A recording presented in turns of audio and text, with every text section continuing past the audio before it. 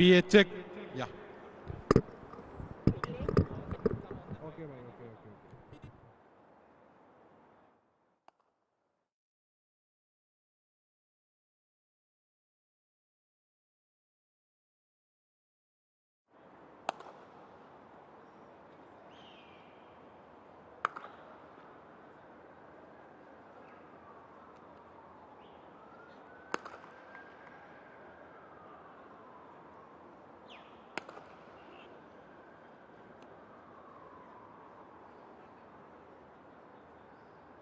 Check 1, 2, 3, 1, 2, 3, 1, 2, 3.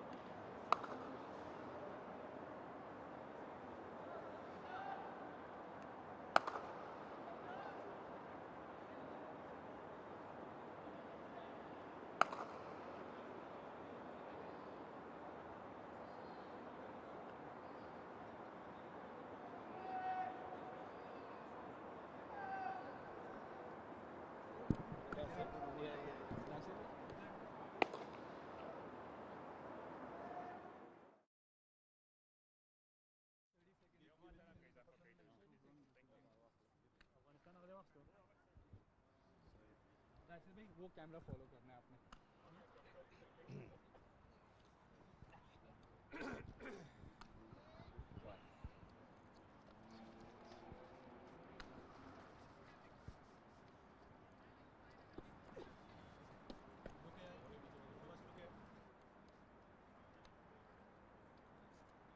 Such a pleasure to be out in the middle for the start of this three-match series at the Dubai International Stadium. The captains are here with me for the all-important coin toss. Rashid Khan, captain of Afghanistan; Brandon King, captain of the West Indies; and the match referee, Mr. Hamim Talwa, former Afghanistan A-team player. I'm told he's here to oversee proceedings. Rash, you've got the coin? Tell us the call.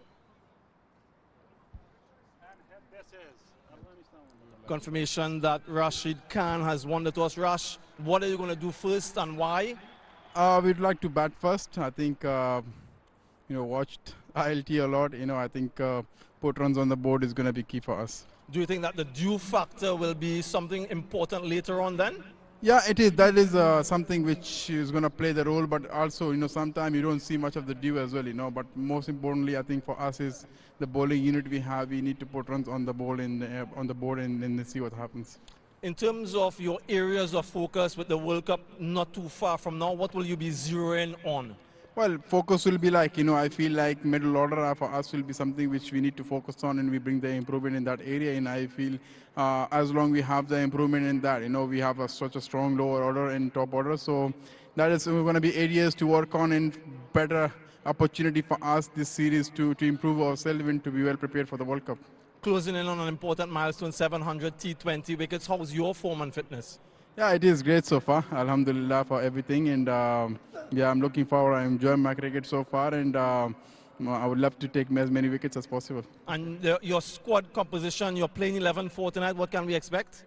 Yeah, I think looking to the condition, we having 4 spinners, and a couple of seamers, all-rounder and 1 seamer. So that's how the combination we go on with. Thank you very much. All the very best. Thank you so much. Brandon, if you can just come here for a quick chat. Bowling first, happy with that? Would you have done that anyway? Yeah, we're okay with that.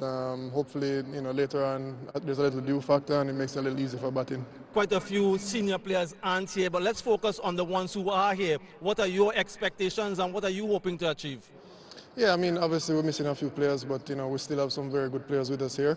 Have some new players mixed with the experience. So we're just looking to continue the standard that we created amongst ourselves, playing in previous series, and try and improve on that leading to the World Cup. And your team composition for tonight? Yeah, we have a debutant in Quinton Samson and 3 pace bowlers and 2 spinners. Thank you very much. All the best. Thank you.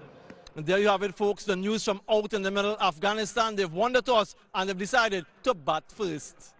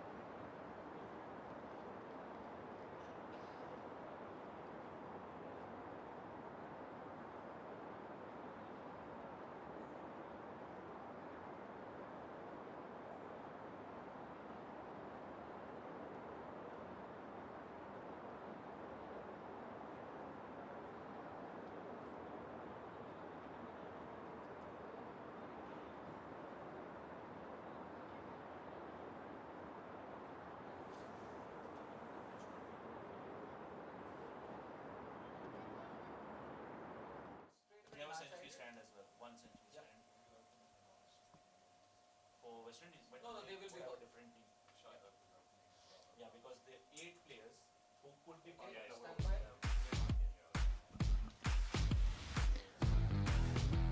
South Africa and some of West Indies don't have this. And Ansari will be in the World Cup squad if he's with them. Is Shea Hope also resting? No, no, Shea Hope is playing in ACB.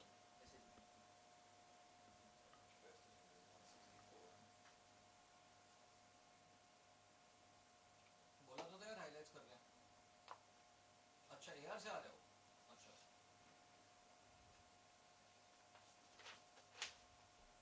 Okay, Rahul, let's kill it. बाद में करेंगे. हाँ, क्योंकि Hello. it will be. Yeah. Asha, can you hear me? He played in CPS. We'll do it in between the innings. I will separate for same kids. नहीं नहीं हाँ, अभी ये on air जा रहे हैं सर. अभी हैं 2 मिनट. हाँ, तो रुक जाओ. Sorry, but अभी रुक जाओ. 5 मिनट है अभी. नहीं नहीं अभी ये 2 मिनट में 3 मिनट में on air है. 3 मिनट में हो जाएगा ना. 3 मिनट में on air है sir.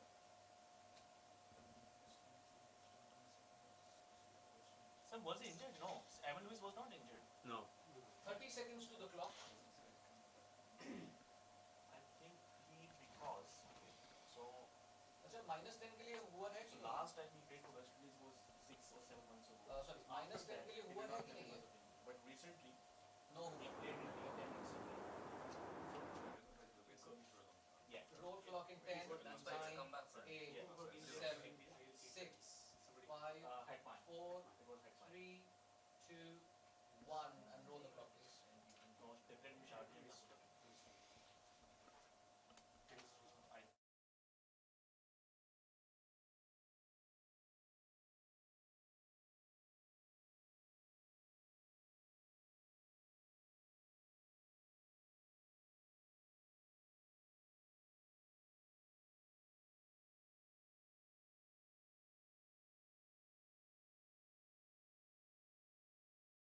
Everything. It will be titles.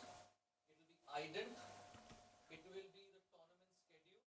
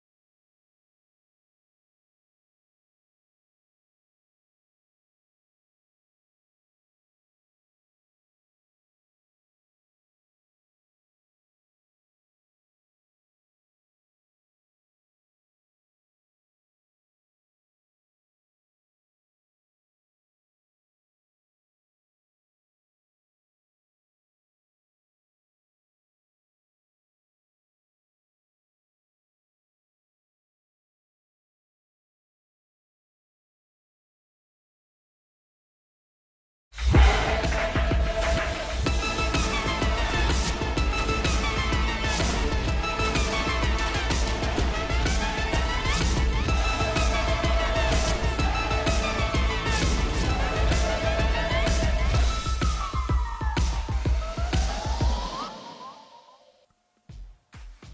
Welcome to EN Afghanistan West Indies T20I series powered by Super Cola live from Dubai International Cricket Stadium.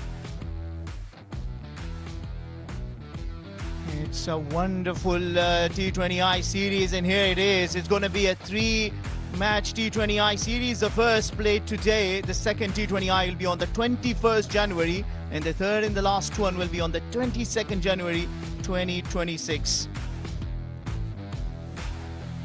Well, it has been an important series this, preparing for the World Cup. Rashid Khan, Azmatullah Omarzai, Rahmanullah Gurbas, Yaur Rahman Sharifi, Siddiqullah Atal, Muhammad Nabi, the president. talk about the West Indies camp, they need to also prepare for the T20I World Cup. Brendan King leading the side, Hitmyer, Shamar Joseph, Seals, they will all be preparing for the World Cup, led by Darren Sammy, the coach. And this is the end Cup Afghanistan versus West Indies T20I Series 2026, powered by Super Cola. And we look at these two sides, Afghanistan, West Indies, 3-1 to Afghanistan and 5-2 West Indies. And this is what they are playing for. A trophy for the winner.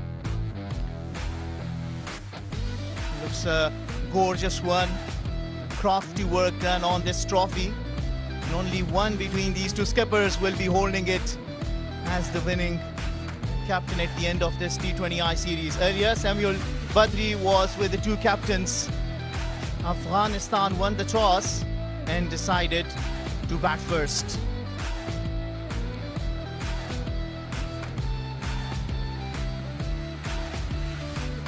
This is how these two teams look. Afghanistan deciding to play with 4 spinners.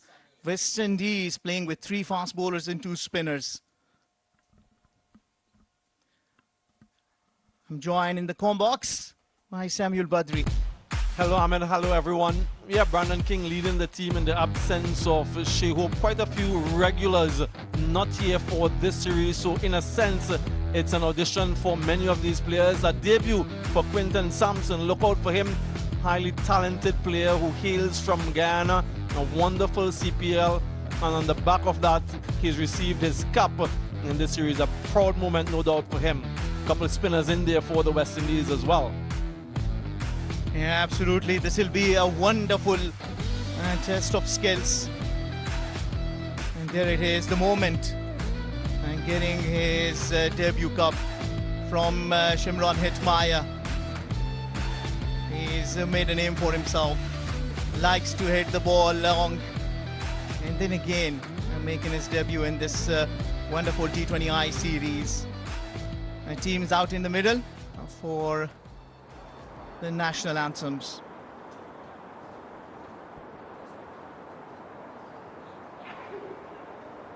You know, it was a proud moment in this particular start before the series when the teams listened to their respective anthems. Brandon King has led previously.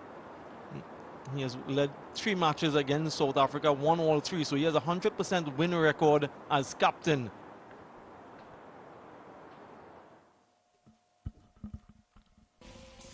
Okay.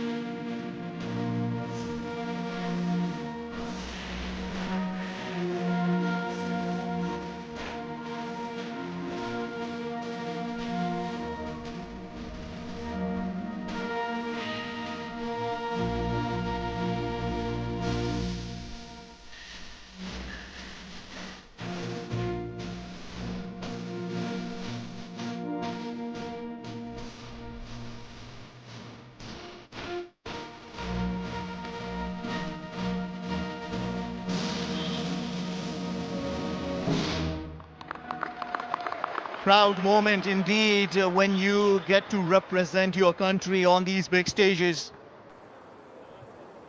At this end, Afghanistan West Indies T20I series powered by Super Cola, we have the national anthems out of the way.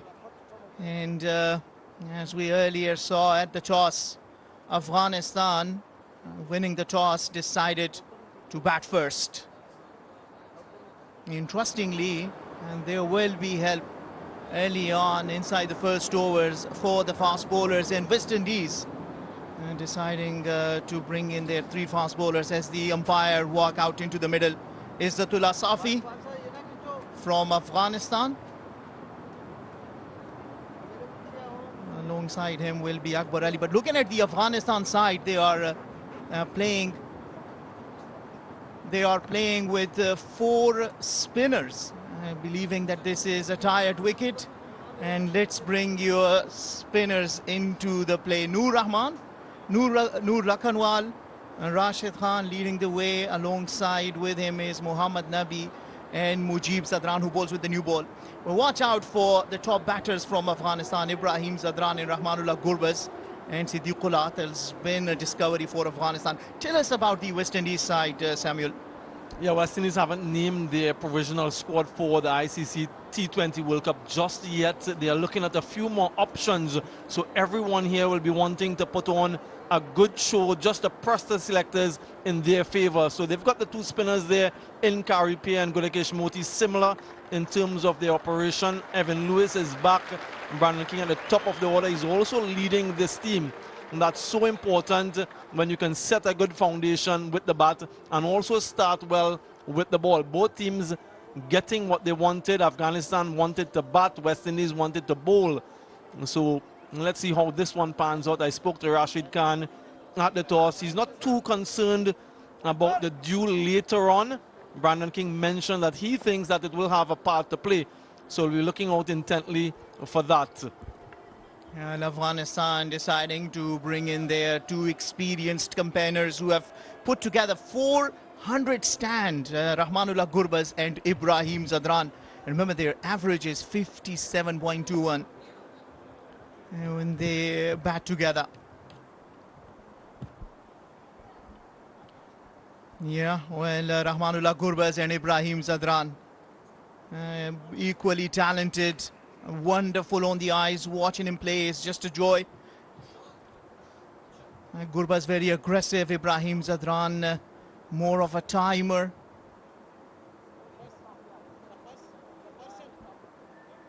Yeah, well, Afghanistan tried different combinations, but finally deciding to go with the Gurbaz and Ibrahim Zadran combination, working so well for them. Worked wonders in the T20I World Cup back in 2024. And what a tournament that was for them, getting to the semi-final. Jayden Seales, given the new ball, he too would be looking to further enhance his reputation. Has had a little bit of a troubling period in white ball cricket, in T20 international cricket more so. We know of his exploits in Test cricket with the red ball. Covering middle. Coming right arm over.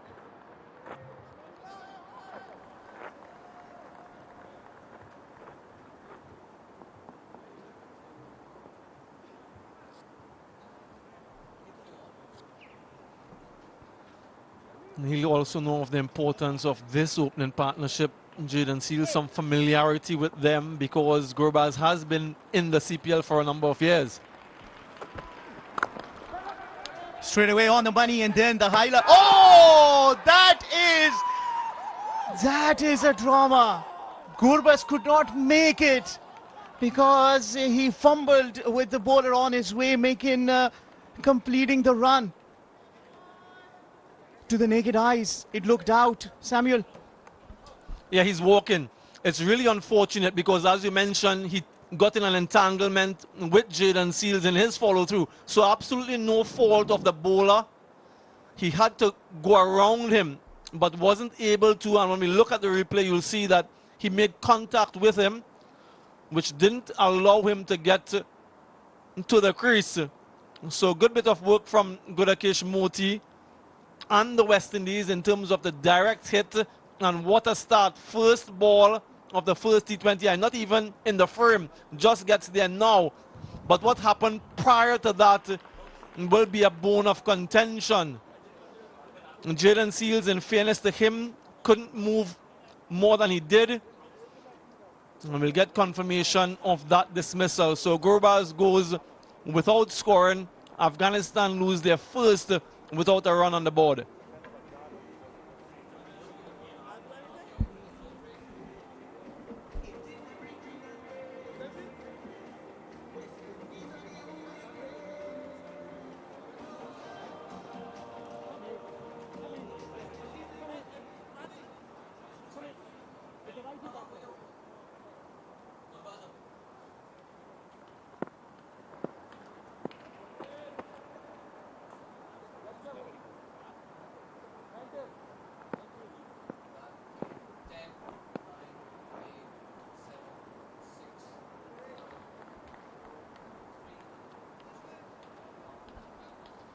And that was very unlucky for Rahmanullah Gurbaz.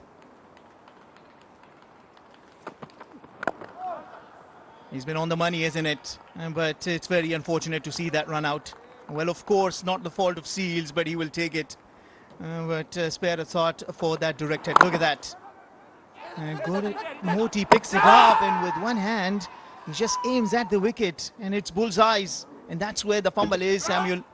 And that's what does the damage. So West Indies has been right on the money from the word go.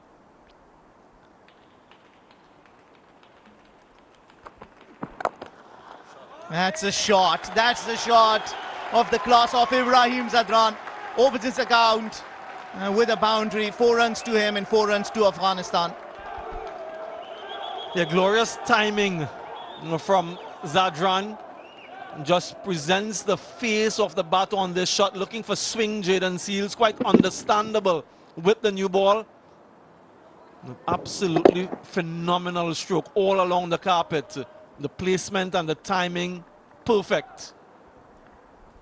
Yeah, well, looking for that outswinger. That's why he's got a slip fielder out there. This time around, just pulls his length a little bit. Ibrahim Zadran just plays it nicely for a single. Yeah, looking at the replay, I thought there was more of a contact between Rahmanullah Gurbaz and Jaden Seals.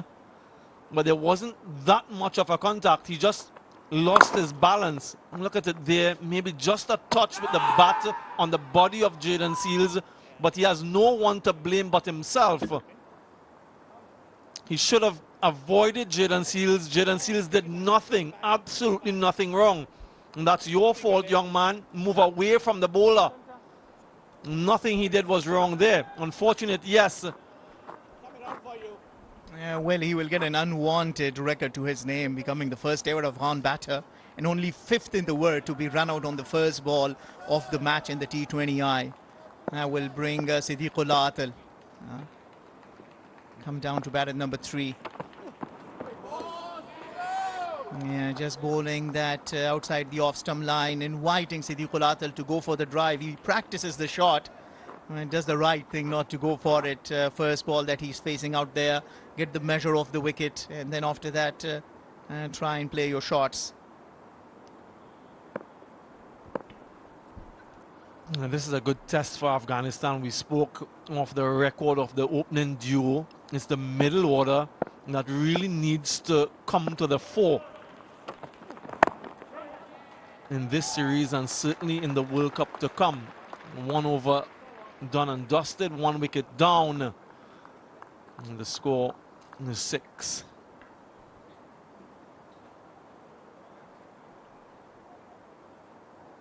Why is it the score on the screen?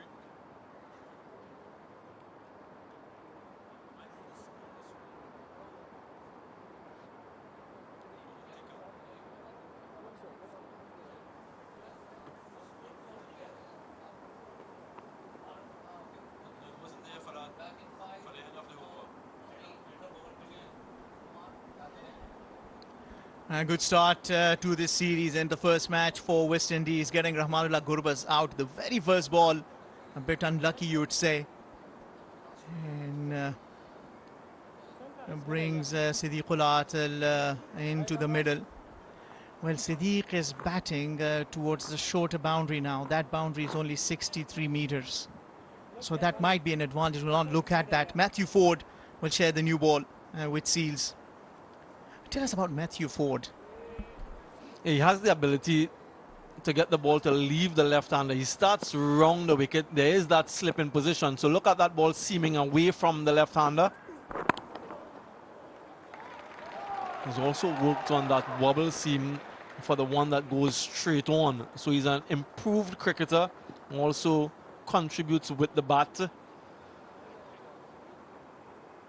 West Indies going with 5 frontline bowlers in this contest, so not much room for error from any of them. As I mentioned, it's an audition for some of these players. West Indies haven't not named their provisional squad just yet. Yeah, you bring a good point. So for the players from West Indies, and this is an opportunity to showcase their skills and make themselves a statement to get into the World Cup. Oh, what a shot that is. Ibrahim Zadran just enjoys playing on those cover drives. He doesn't run down to the boundary all the way, but full mark to the shots. And he's played. So we don't have a ticker.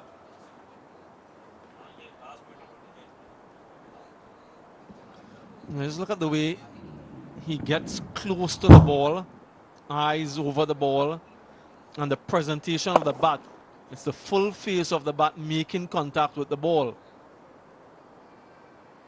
Not as well timed as his previous stroke, but he's looking confident.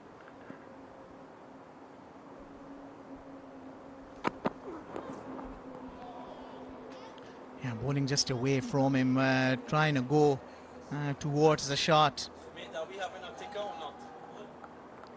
Well, you talk about the West Indies side, and their T20 World Cup side is yet to be announced, and they can make a statement here at this T20I series here. Also for Afghanistan, the form of Ibrahim Zadran is very important. And the way top order of Afghanistan batted in the T20 World Cup back in 2024, it's really important that Ibrahim Zadran is among runs. In the air, that is away from the fielder. That will run down to the boundary. Second boundary to Ibrahim Zadran. Yeah, just gesticulating how that ball swung in. So it was an errant delivery from Matthew Ford. And going down the leg side, maybe starting a little bit too straight. And going further down the leg side, yes, in the air, but away from the fielder. Short, fine leg. And just enough to beat the fielder position there. And another boundary to him. You can't afford to give these types of easy boundaries in the power play. Oh, what a shot that is. And you look at the boundaries and you'll say this is the best of all. Ibrahim Zadran.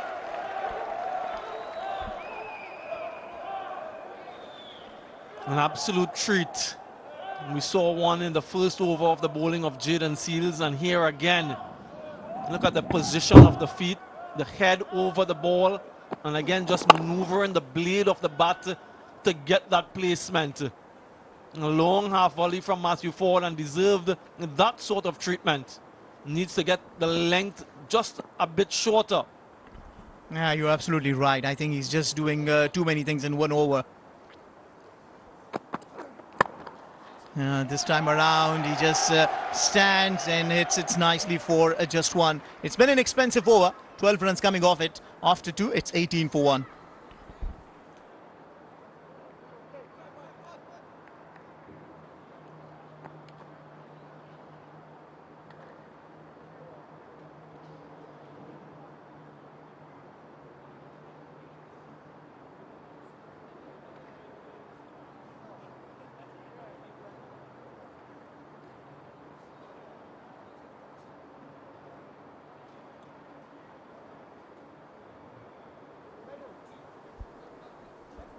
When look at the last 20 T20s in Dubai, batting second have won 15 out of 20.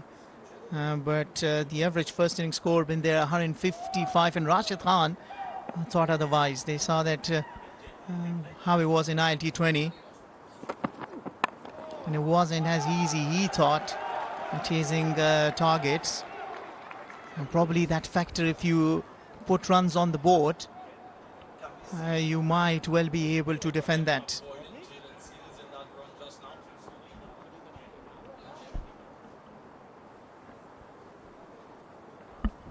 You were at the toss. Were you surprised Rashid Khan deciding to bat first? Yeah, let's have a look at this first before I answer that question. Look at how he avoids Jaden Seals. Now you have to make sure as a batter you get around the bowler in his follow through. That's an area that you expect the bowler to end, so you need to go around him. Wow, what a catch that is! Siddiqul Atal wanted to go for a big shot, doesn't get the timing, and Brendan King, the skipper, has taken a wonderful catch there.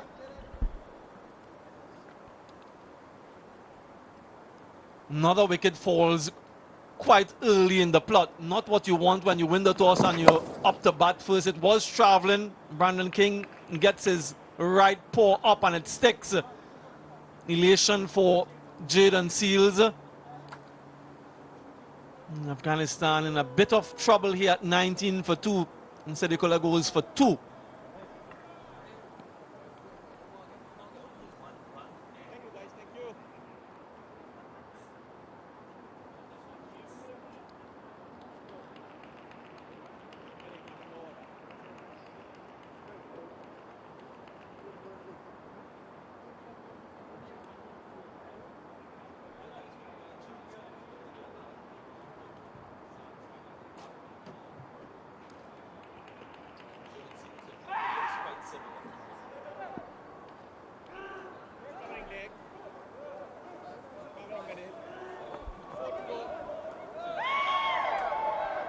Well, Afghanistan want to look at the middle order, and for that purpose they have brought the Rasooli.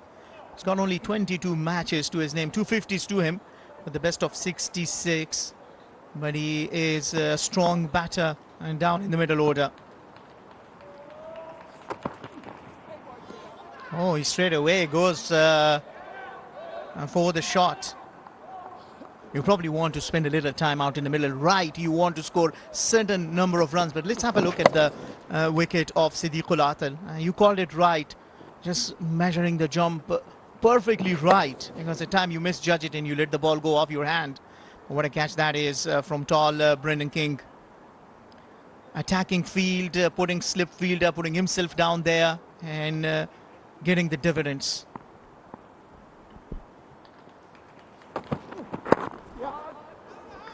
Yeah, well, Darvesh Rasooli will open his account. Going into the T20 World Cup, Afghanistan want to strengthen their middle order. Yeah, just have a look at the running here. And this was the first ball of the innings, getting too close to Jaden Seals, making contact, and hence he wasn't able to get to the other end. And this is what the other batter did, very close to Jaden Seals again, but he made sure that he avoided any bit of contact.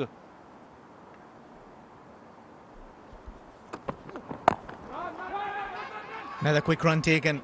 You know, when they took that first run, I was about to say that one of the highlights of the batting between Rahmanullah Gurbaz and Ibrahim Zadran is they're running between the wicket. I probably jinxed it before I even completed that. Next thing I see, direct hit Modi and getting Rahmanullah Gurbaz out. But it's good to see the Afghanistan batters focusing on the rotation of strike. Gurbaz and Ibrahim Zadran setting that example. Then Siddiqul Atal and Ibrahim Zadran, and now Darvesh and Ibrahim Zadran.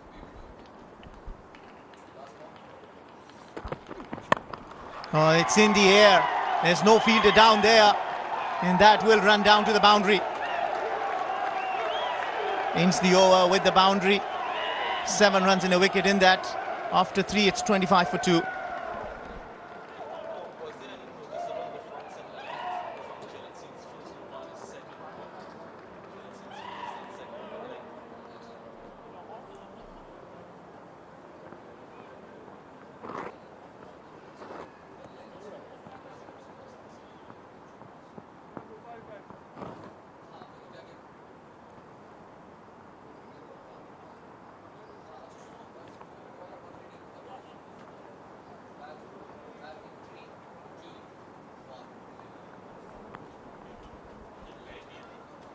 Afghanistan need partnership. They have lost 2 early wickets. But just looking at the fact that they want to focus on the middle order, early wickets might just be a blessing in disguise. It's early to say, but that's one area that Afghanistan want to strengthen. And going into the T20 World Cup 2026, Kerry Pervin brought into the attack. And who better than Samuel Badri, who himself been a spinner, and will tell us a little more about him. Yeah, he's done this for quite some time. The last ball of the previous over, though, maybe a little bit too full and down the leg side. That angle allowed the batter to hit in that direction. He has a lot of experience bowling the new ball carry pair. Very good control, and he varies his pace quite well. In partnership with Gudakesh Moti and Akil Hussain, who's not here, they form a wonderful triumvirate. You asked me a little bit earlier too, Mohammed, about my surprise or lack thereof of Rashid winning the toss and batting first. I kind of understand why he wants to do that, because he figures his bowling is his strength, and whatever score they put on the board, they have that belief that they can defend it. If it's the other way around and they have to chase a high score, maybe not as confident of doing so. So yes, it might have a little bit of due later on, but he believes that his bowling complement can defend whatever they get first when they bat. Yeah, and 4 spinners in the side, Noor, Rashid, Nabi and Mujib. Deadly combination, isn't that? Again, being a spinner yourself, who among them will you pick if you had to only pick one bowler from him? Well, Noor Ahmed in the last 2 years has taken the most wickets in T20 cricket. And then you have Rashid Khan, who's closing in on 700 T20 wickets, the most of all bowlers in the world.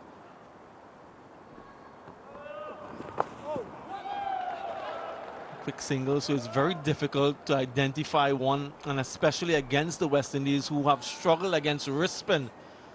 So whatever total these guys get on the board, it's not going to be straightforward for the West Indies. They've struggled against spin historically.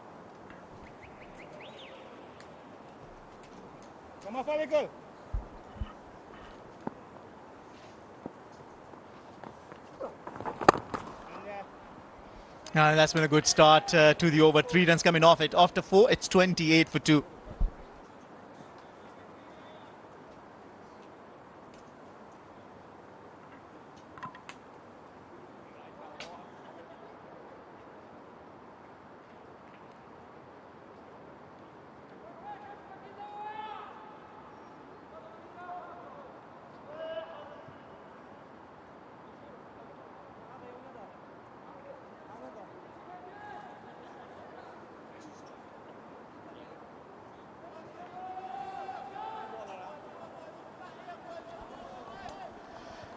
It's been eventful 4 overs so far. Afghanistan losing 2 wickets. Bit erratic with the ball as well. West Indies spraying the ball around.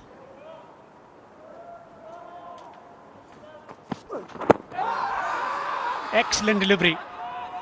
Will take a single. Nick Compton, how do you assess the innings so far? Well, good evening everyone. It's been a great start from the West Indies. They've bowled with precision, with some pace. I like the look of the aggression. I think that one just going down might have got a little tickle on it. Yeah, you can see Shamar Joseph just signifying the fact that they might have got a little better on it. So it's got a bit of pace, has Shamar. 13 matches, 15 wickets. Yeah, good best there. Likes to take wickets, does Shamar. Finds the fielder. Made an extra cover. So Afghanistan looking to check their intensity ahead of the T20 World Cup in India and Sri Lanka.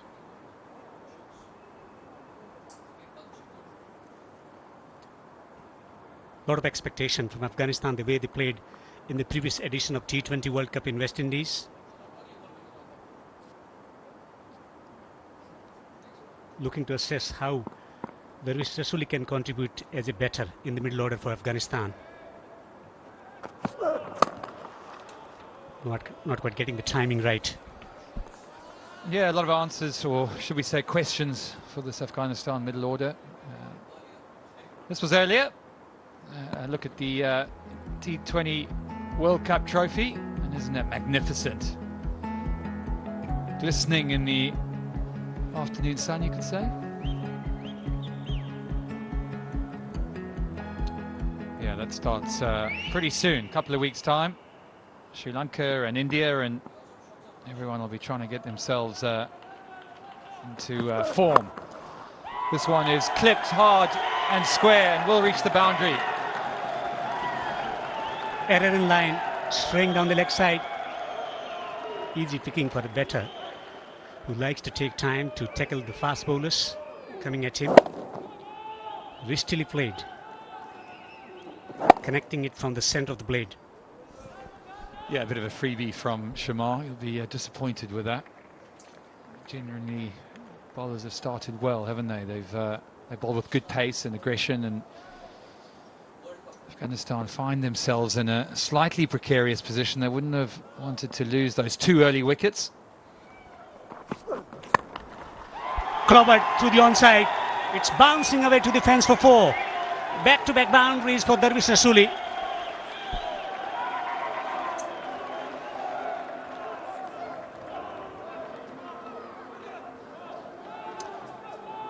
Yeah, good intent from Rasooli. There might be a slip in place, but he's decided that attack is the best way to combat this pace attack from the West Indies. Rasooli has been given a clear role of attacking the short bowl. That's been the problem for him over the years. Not in control of the stroke. Aerial but safe. Couple of runs on the overdrive. Rasooli. 5 overs gone. 39 for 2 Afghanistan.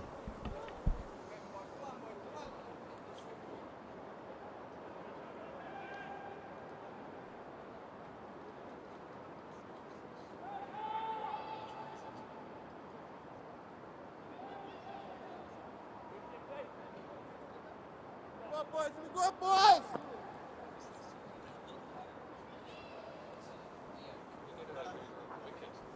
Yeah, unfortunately, it doesn't come to the ABS. 39 for 2 Afghanistan, batting well in patches. 2 right-hand batters in the middle. Ibrahim in particular looking solid with some glorious hits to the fence. Down the track, over the top of mid-on. He's taking chances. Ibrahim.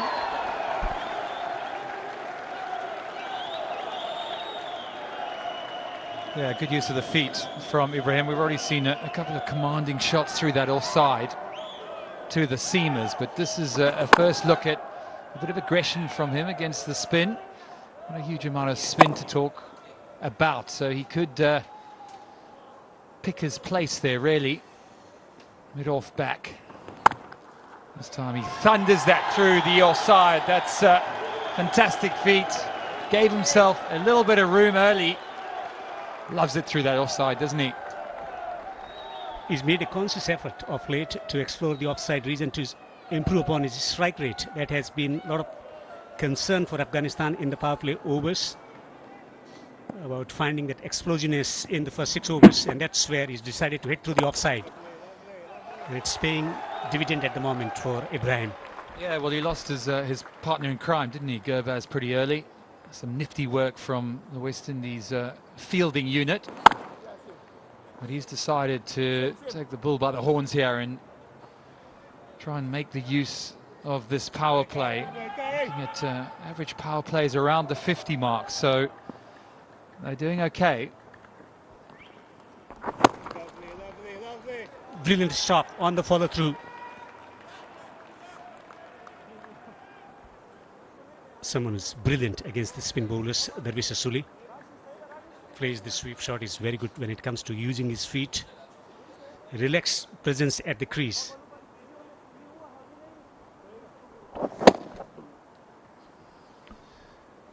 Two men back on the leg side. Poor delivery. That should have been put away to the fence for 4. It's wide. 50 up for Afghanistan. 2 balls remaining in the power play. After those 2 early losses, they'll be quite happy with that. Captain and coach and the team will be a little bit more settled in the changing room there. Excellent delivery. Almost shocked him. Possibly the last series before the World Cup for Jonathan Trott as a coach of Afghanistan.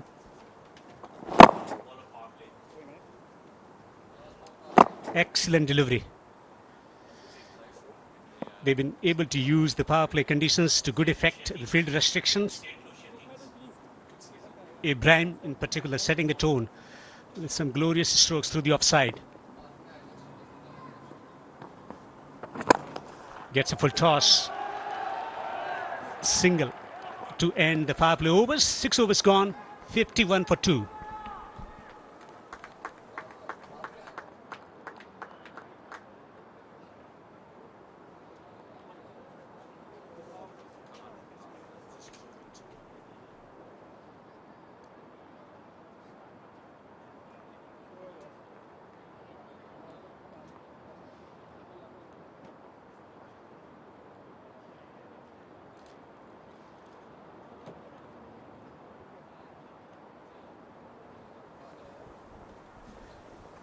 So 6 overs have been bowled.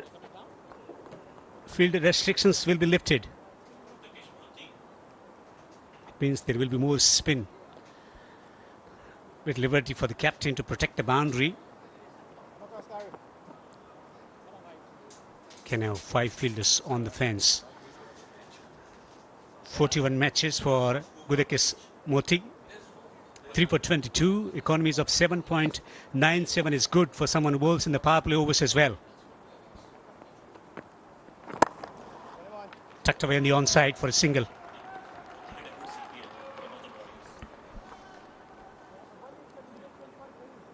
Moti plays for the Amazon Warriors in the CPL, a very good CPL 2025, so he's coming off some good form, 15 wickets in that.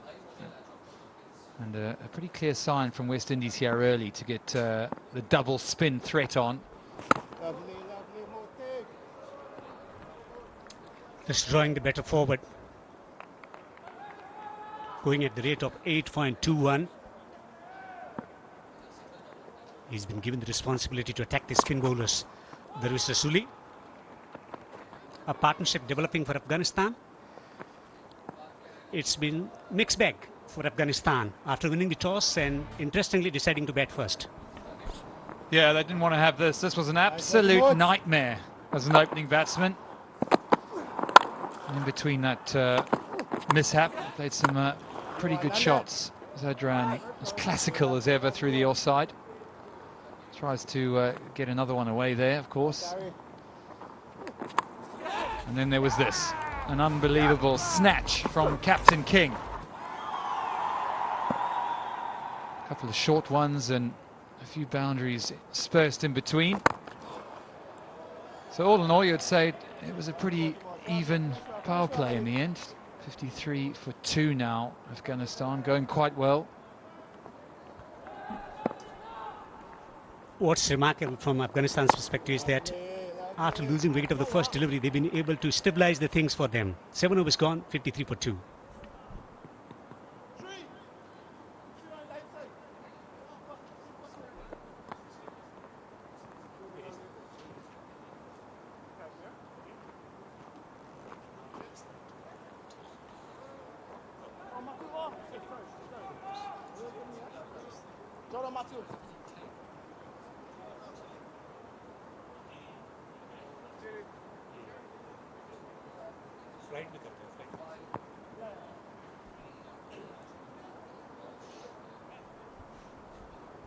Five bowlers used, 1 for 13 in 2 overs for Seals.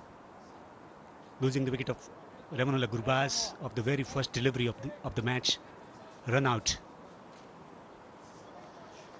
here at the iconic Dubai International Cricket Stadium. Gorgeous stroke straight down the ground. Amazing stroke from Rasooli.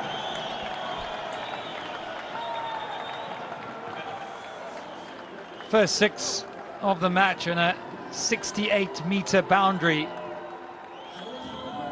And he got all of that, didn't he? High elbow, hold the pose. This was the, well, shot of the day so far. Afghanistan. The Afghan fans back in Afghanistan will be more than happy the way things are transpiring for Afghanistan now. A lot of expectation from Dervish Rasooli. Slower delivery down the leg side. Wide will be signal. Showing the intent and particularly the way he's been able to bat against the fast bowlers of short pitch deliveries. It's been remarkable. Yeah, he's done a good job at the other end. Ibrahim holding the fort. And Rasooli coming in despite losing 2 wickets. Showing a bit of aggression and trying to knock these big quicks off their line and length, of course. 2 men out on the offside, 3 on the leg. Deep backward square mid wicket and a long on. Nicely tucked away. Sense of determination in taking singles and twos here from Afghanistan. Dervish Rasooli has been around the scene for quite some time in domestic cricket, around a decade. Not quite realizing his potential as a batsman in international cricket. Ominous signs for Afghanistan. Well, this is the part of the game where Rashid Khan really asked his players, I know Jonathan Trott had an eye on it, to really try and get this middle part of the innings right. 7.25 is their average power play, which you have to say they did pretty well, but it's the middle. 7.12 as an economy during those middle overs is not really good enough. Also tend to lose 49 wickets, so Jonathan Trott will have an eye on that, there's no doubt. 49 wickets in that middle period in 2025. So that's where things have gone wrong for Afghanistan, and they'll want to put that right come the World Cup. A1, but just a single down to third. That's the only area where there has been criticism about Jonathan Trott, about not addressing the middle order situation. They kept faltering throughout the campaign in the last couple of years in one-day format as well as in T20 format as well. But finally everything is coming to fruition. No wonder there is smiles in the dugout. Captain and coach having a bit of a giggle.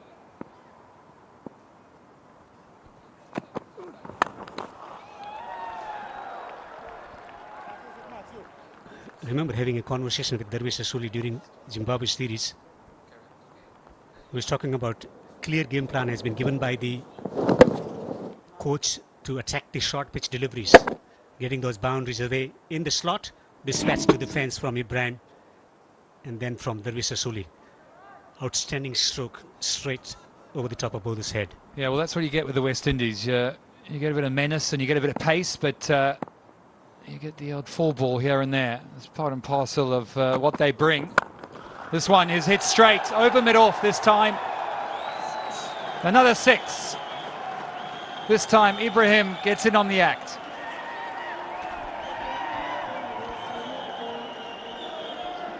Eight overs gone, 69 for 2 Afghanistan.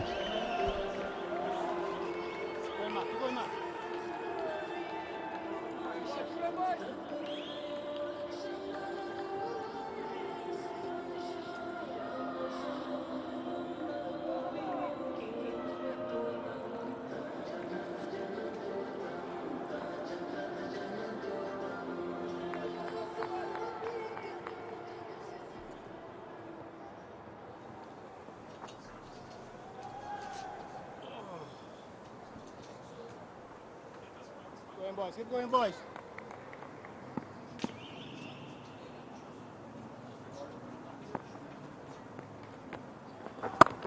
Lovely. Good. 69 for 2 in 8.1. What a magnificent stroke there. As soon as he saw that, his eyes went agog. Free swing of the arms as well. Something that tells you that the world's a better place. And Ibrahim is scoring runs, and in this manner. Joined by Samuel Badri. Welcome. Hello, Suhas. Hello, everyone, once again. Yep, a wonderful partnership between these two. But if I can just focus on Gudakesh Moti, this series is such an important one for him. Missed that last series against New Zealand. Struggled in the series prior to that against Bangladesh. And he was given a little bit of a break and asked to go and work on his action, work on his game before he made this return. So for him, more than anyone else in this playing 11, it's an important one with that World Cup squad to be named imminently.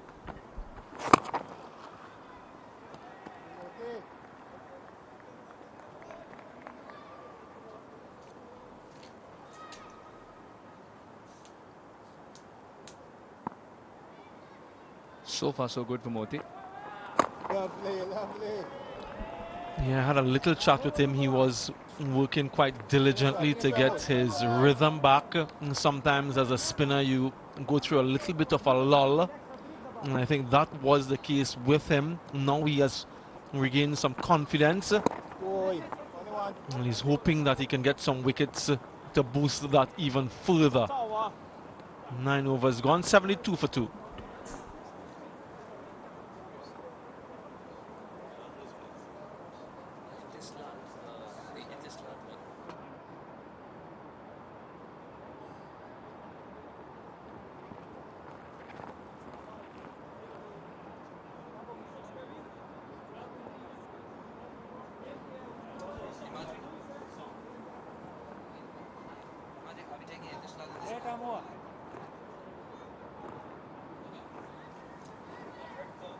Right, the Afghanistan T20I World Cup squad with head coach Jonathan Trott, Zadran, Darvish Rasooli, Muhammad Ishaq, Ramanullah Gurbas, Sadiqullah Atal, Rashid Khan will be skipping them, Azmatullah Omarzai, of course. Gulbuddin Naib has been there for a long time. His experience would be vital for this side, with Muhammad Nabi as well.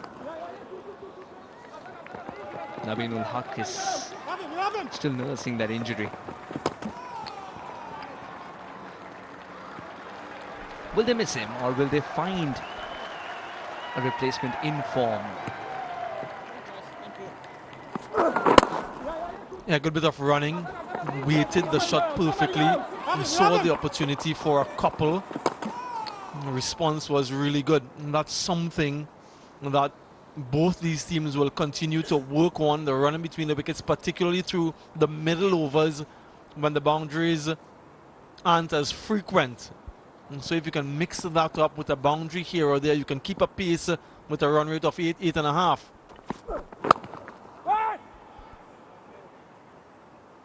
Yeah, Ibrahim was more reachy to take that single. Rasooli knew exactly how hard he's hit it too. Said no right away. He has a little bit of a unique technique, doesn't he? Rasooli.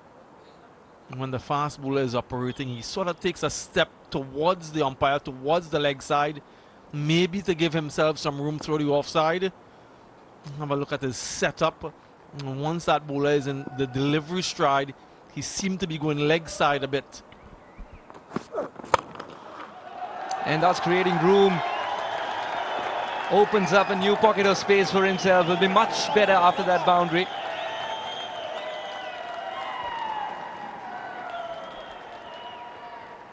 He understands the importance of the need to keep scoring. The way modern T20 international cricket is played, teams don't slow down through the middle phase. They want to keep a pace and really set a strong foundation for that final 5 overs or so. So now that they're well set, they'll want to get a move on. 8 wickets in hand, and we're almost at the halfway stage of the innings. After a long time, it seems like that. After a long time, there is a part of the bat that doesn't guarantee good runs. Didn't read the pace on it.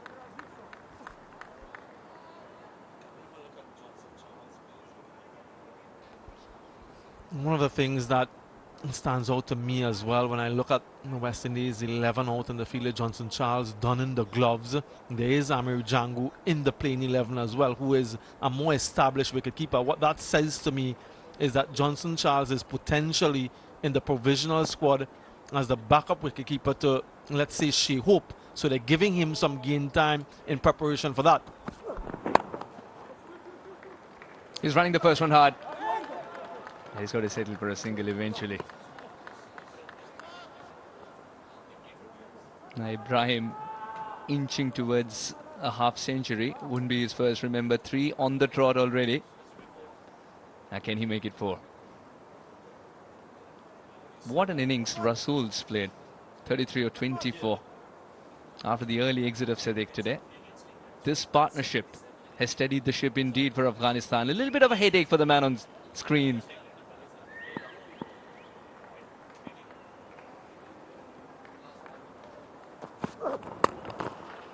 Had this one under control. And will retain strike as well, Rasool. At the halfway stage, Afghanistan 81 for 2. And it's time to replenish fluids.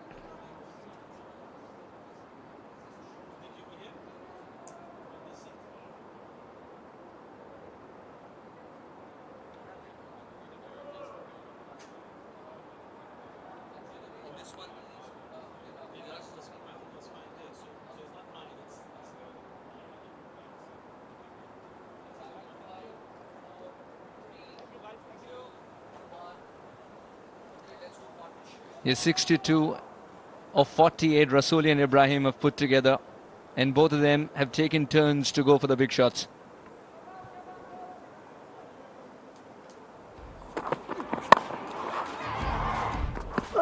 Lost a couple wickets early, 19 for 2, so they needed a little bit of a rebuild, and this is what these two provided, some stability. At the halfway stage of the innings now with the score on 81, they have a very good platform. One of the things that they've been, I suppose, guilty of in the past, Suhas, is not understanding the situation of the game and what was required. And that is something that they continue to work on under the guidance of the head coach, Jonathan Trott. They also have Toby Radford in that technical team who would continue to guide these young players as to understanding game situations, that situational and game awareness. And if they can figure that out, this team is a talented bunch.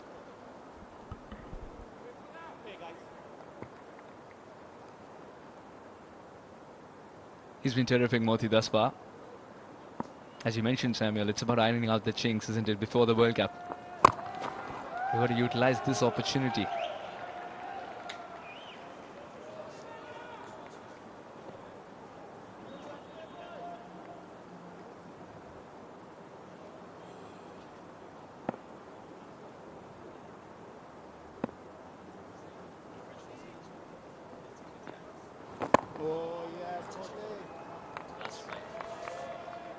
Really well bowled once again by Moti. Just curtailing the options there for the batter. And Etislad Afghanistan will be rebranded soon with E&, as its mother company in UAE. E&, is beyond the telecommunication world, providing more and more digital services. Ibrahim collects a much needed boundary after having been kept quiet in this over thus far. Yeah, I like the direction where he's aiming. He's aiming straight down the ground. Always a good option to hit the ball in the direction from where it came. Good feet movement as well, getting towards the pitch of the delivery. You can't allow any bowler just to go through economically. Prior to that boundary, Moti had just conceded 6 runs in 2.5 overs or so. So they need to find ways to score off him.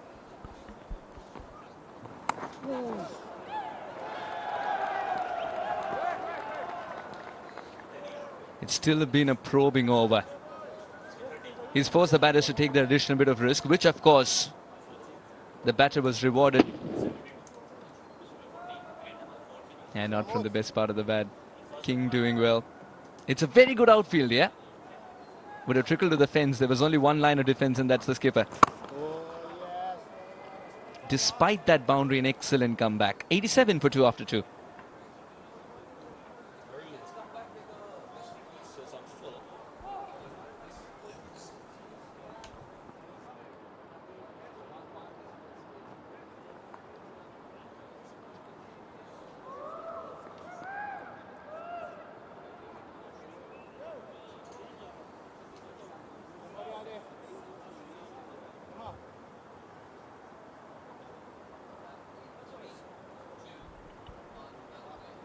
West Indies squad for this series, as many as 8 first choice players unavailable, the likes of Shea Hope, Romario Shepherd, Alzari Joseph on the mend as well.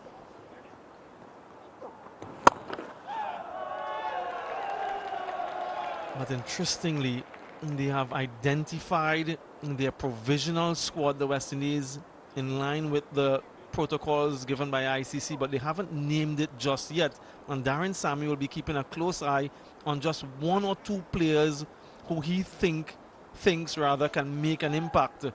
Alzari Joseph, as I mentioned, still in rehab. That one was struck really well and will go for 4 despite protection in the deep. So good bit of timing from Rasooli. And this partnership continues to blossom. 73 now from 56 deliveries. A little bit short from Kari Pierre, and using the depth of the crease quite well.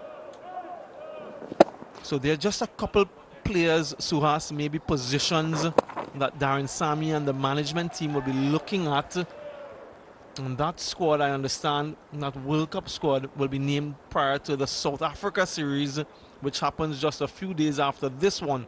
So a final opportunity for just a couple players.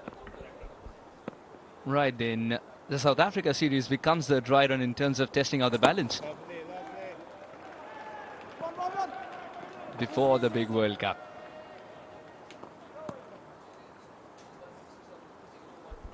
And I spoke to Darren Sammy before the start of the play. He mentioned something. He said that things are aligning for him, or at least he thinks so. West Indies won in 2012 in Sri Lanka. They won in 2016 in India. And guess what, Suhas and viewers? This World Cup is being hosted in both those countries. So, I don't know. You never can tell. The ring looks shiny. But yeah, but this time they don't have Badri.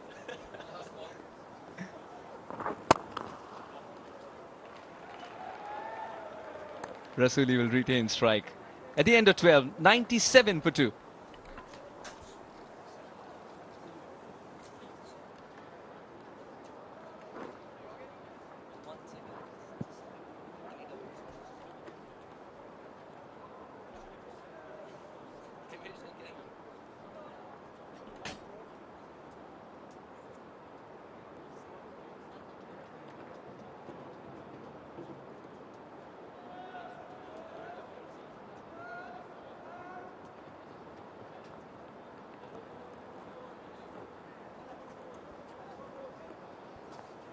Just 1 wicket there for Jayden Seales, the all-important wicket.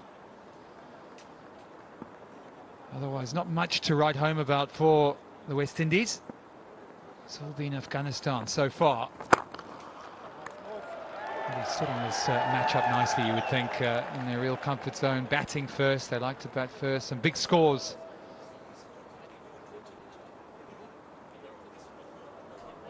Ibrahim closing in on another 50. He's a consistent man, isn't he?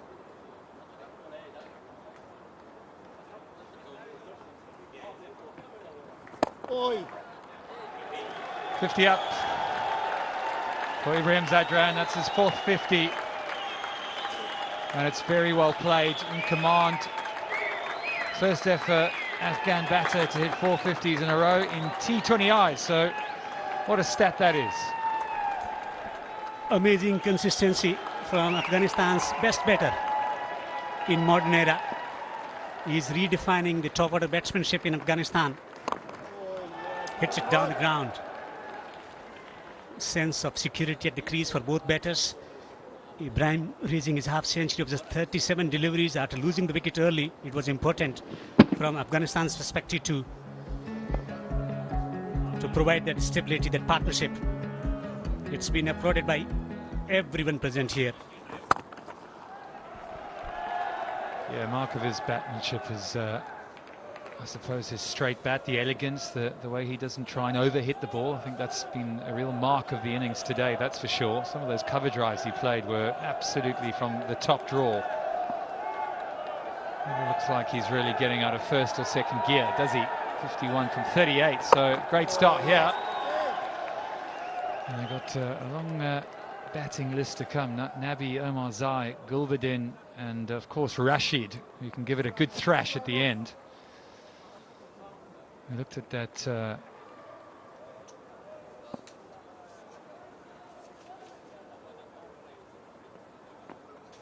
Oh, yes. another nice looking shot. He'll push hard for 2. Both of them will. And they'll come back again. So good running from Rasooli and Ibrahim. 85. That's the over. 13 done. It's 104 for 2.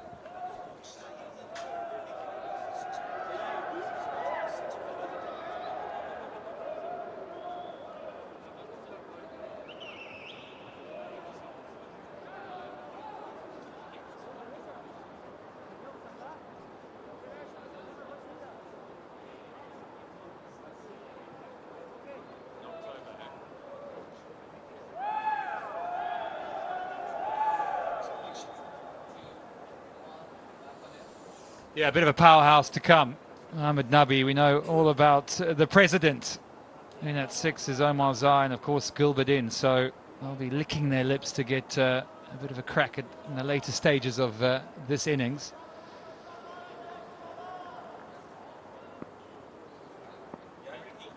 Ford back on for his third over. This one is deceived, it's out in the open, it's probably just going to land short. We'll come back again for 2, so good running.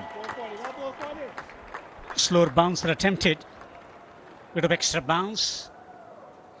Not quite coming on, but this has been a scintillating half century from Ibrahim. There's some glorious strokes through the offside to set the tone in the innings. Lovely wristy flicks as well, but he likes the offside region and uses the feet against the spin bowlers as well. A nice controlled half century from Mr. Consistent for Afghanistan. Ibrahim getting 4 half centuries on the trot. Yeah, he got 3 against Zimbabwe in the previous series back in October, so he's a man in form, that is for sure.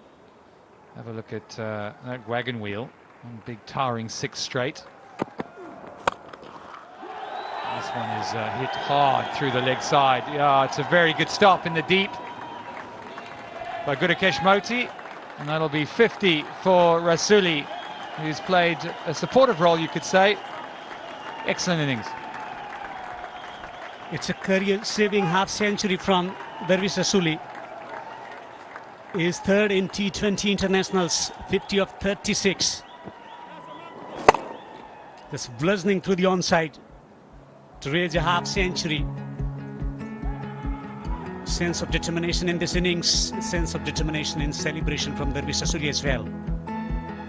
Big positive ticked over for Afghanistan.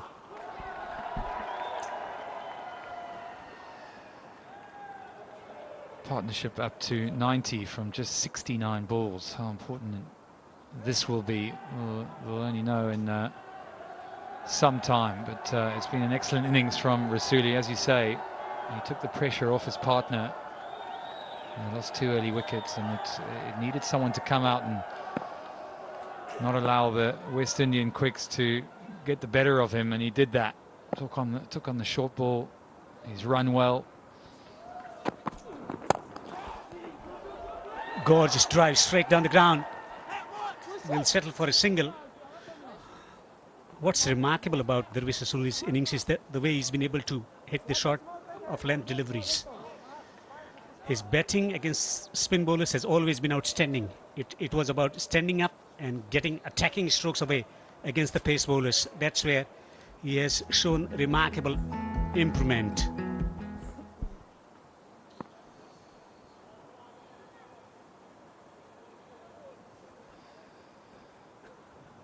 Still 3 out on the leg side. And he's come across looking for something there, trying to get it over that short, fine leg. You've seen a couple of examples in this innings already when the bowler is trying to take the face off. Batters struggle to find the timing.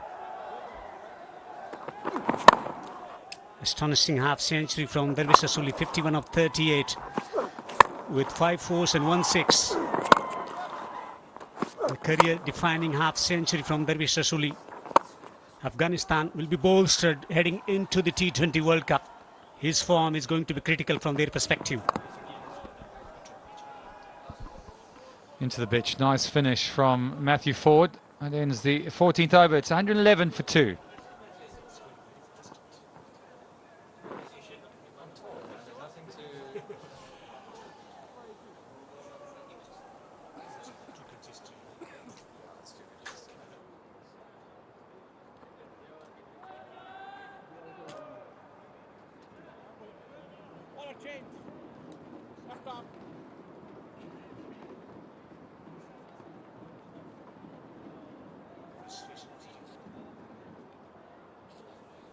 Well, there was talk of 150 being the pass score, but you have a feeling that they might get a little bit more than that this evening.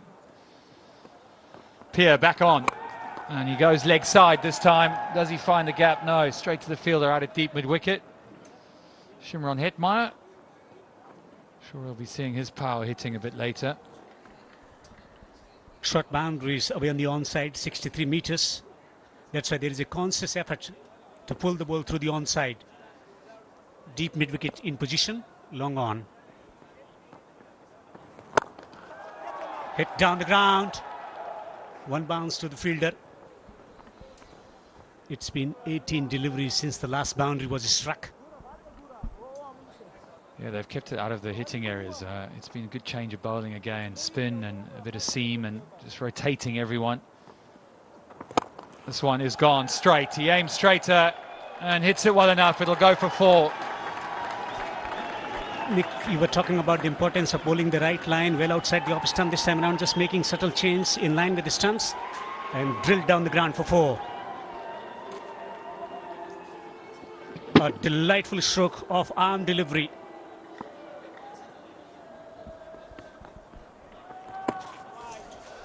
Yeah, you can see West Indians trying to keep it away from the arc of Rasooli. He's particularly powerful on anything that comes in straight at him.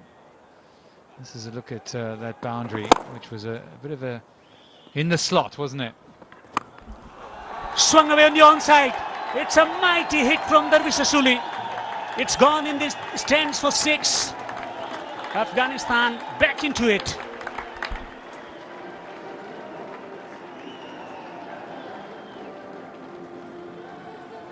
This was in the hitting area. Pierre again choosing to go full. And this time, instead of hitting him straight, he gets down on one knee and absolutely cracks it over mid-wicket. 82 meters. And boy, he enjoyed that. 100 partnership comes up between 2 right-handers. Afghanistan is breathing again. Over extra cover. Delightful stroke. Rasooli on fire. Well, he might just be booking himself a place in that T20 squad for the World Cup. His highest score now in T20 cricket. Made his debut against Zimbabwe last year and really taking his opportunity, you feel, at this stage. That was a quite brilliant shot. One over the leg side and one now over extra cover. Afghanistan batters are making good noises here ahead of the T20 World Cup in India.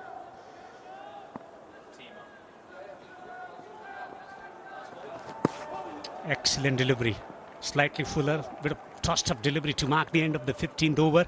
128 for 2 Afghanistan.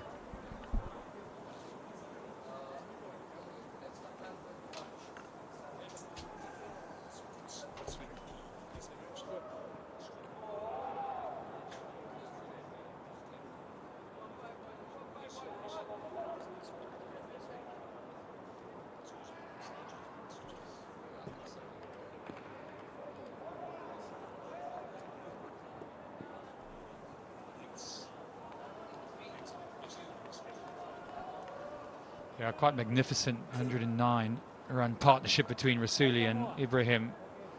It was initially Ibrahim who played some beautiful shots, but ever since Rasooli came in, he's really been the powerhouse in this partnership. They've dovetailed well. One hasn't scored, the other one has. They've run well as well. West Indies will want to tidy up their bowling in these latter stages. Jaden Seals, the pick of the bowlers so far. Swung through the onside. Powerful stroke, bouncing away for 4. Afghanistan continuing to produce boundaries to the delight of the spectators here. Well, if Rasooli doesn't get you, Ibrahim will. He's been particularly classical in this innings so far, but this one was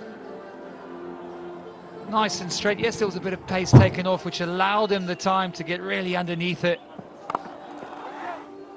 Picks the gap perfectly.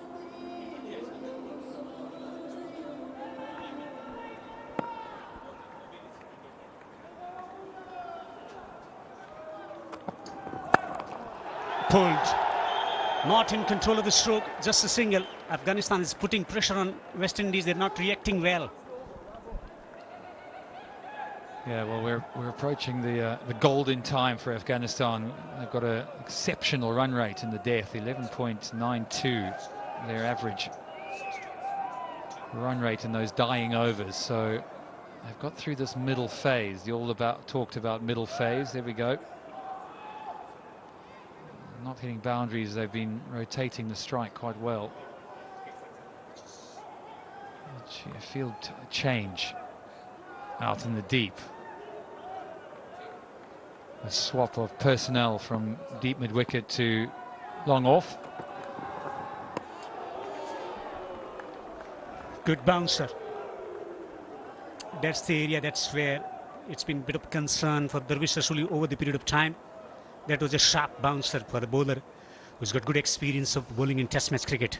Yeah, and I'd like to have seen a bit more of that tonight. The wicket down there is pretty hard. I think we saw with that new ball, it came on. There was a little bit of swing initially. A lot of swing off the middle of Ibrahim's bit, granted. But the wicket is quite hard. There is some pace in it.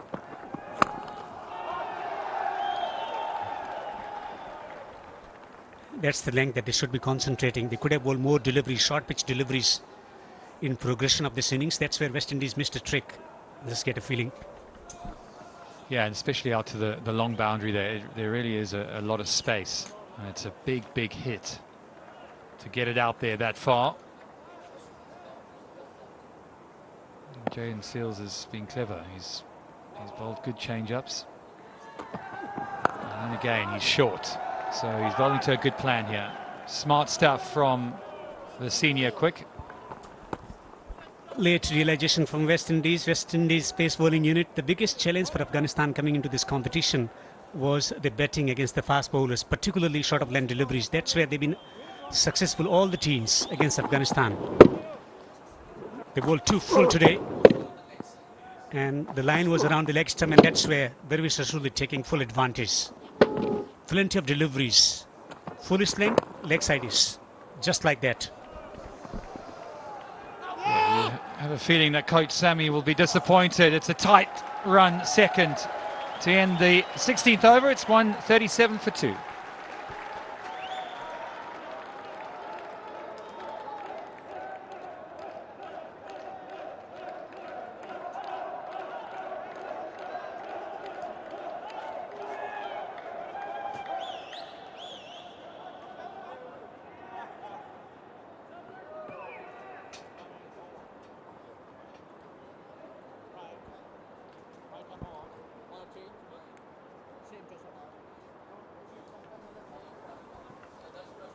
Well, Afghanistan are 137 for 2 with 4 overs left. And you'll tell with the firepower they have, they can still get plenty. As I'm joined by Samuel Badri, a partnership 118 of 85, looks threatening. 4 overs, any predictions? How many runs could be on the board? Yeah, I think they're well on their way to get above what that average first inning score is here in the last few matches at the stadium, 164. So they should surpass that, maybe aiming closer to 180 if things go in their favor. Straight away goes for the shot. Unlucky for the bowler, but lucky for Ibrahim Zadran. And starts the over with the boundary. Yeah, just mentioned that they can get close to 180 if things go their way. First ball, it certainly does. A fortuitous boundary here, inside edge, could so easily have crashed into the stumps. Nothing Johnson Charles could have done there. So starts the over with a boundary. But Afghanistan, Rashid Khan, Jonathan Trott, and that management team will be very happy with the way these two have gone. Lost a couple early wickets. And that should be signaled wide. And the way the middle order responded after those early strikes is really admirable.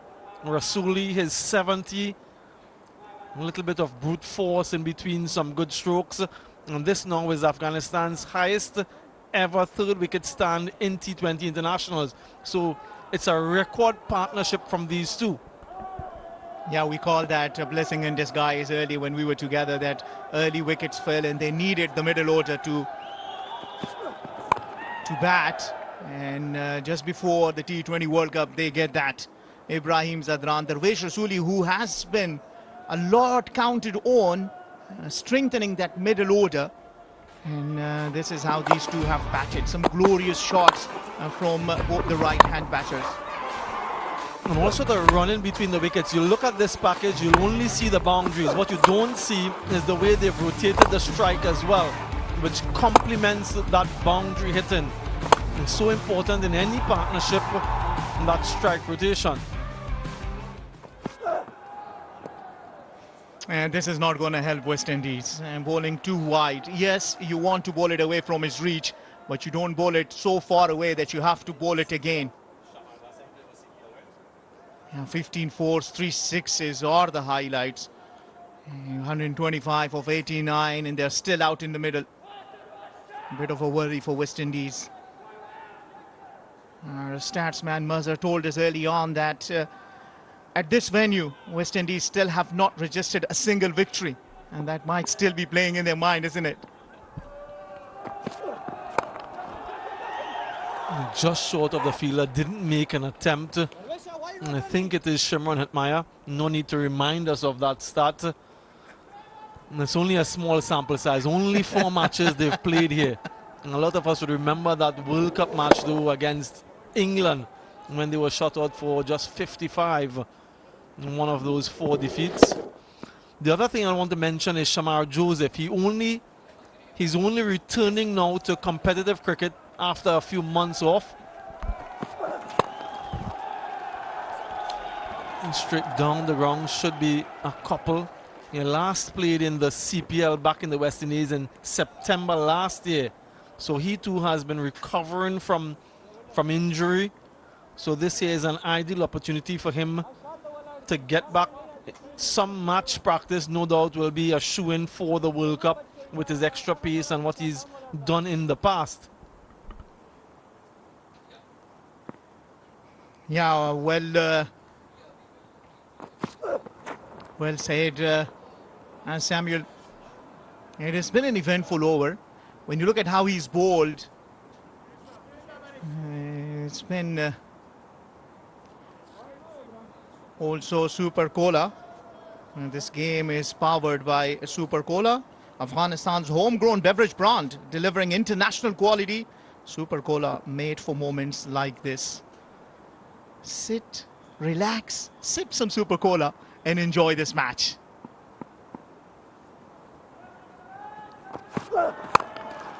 This time around, fielder well collected, but they will run because there's a bit of a fumble. That will allow the run be completed. 10 runs coming off that over.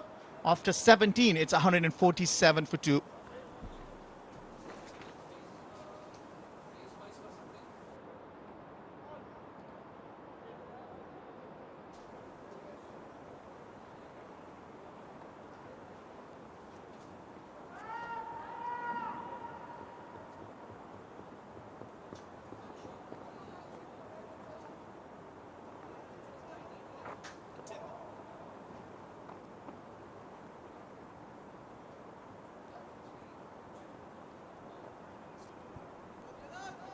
Look at the phases, how Afghanistan have scored 51 in the first 6 overs and then 77 without loss in that middle phase from 7 to 15 overs. And that is where Afghanistan had their worries. But you will think that maybe they have, for this match at least, sorted it out. Slower delivery, good disguise that from Seals. Yeah, this would give them a lot of confidence. We spoke about the opening partnership, Ramanullah Gurbaz and Zadran, and what they've achieved in the past. A little bit of variation shown there by Jaden Seals. Under the pump now, these two registering half centuries. That partnership has been brutal. Can they put in the squeeze in the end? That's a good shot into the hands of the fielder. He drops that. Moti, who affected that run out with the very first ball, drops a sitter.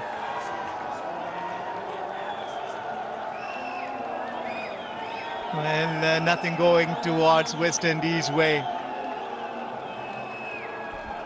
Usually a very good fielder, Gudakesh Moti. Straight to him, in and out. Jaden Seals will be very disappointed with that effort. Ibrahim Zadran this time just throws his bat at it. This will fall in no man's land. And they take the second run. You will think that maybe a little bit of shoulders down, something. You got to be on your toes, and that brings 150 for Afghanistan. Yeah, sloppy from the West Indies. The last couple deliveries, a catch going down, and this should never have been two. No one could have taken the catch. That's the first opportunity there. Moti, the guilty party. And then straight after, what should have been one turned into two. This time around, a little slower, in the air, and dropped. And this time it is Hitmaya. So I beg your pardon, it is Evan Lewis who drops the catch. And now Seals, if you are in the bowler, what would be your reaction?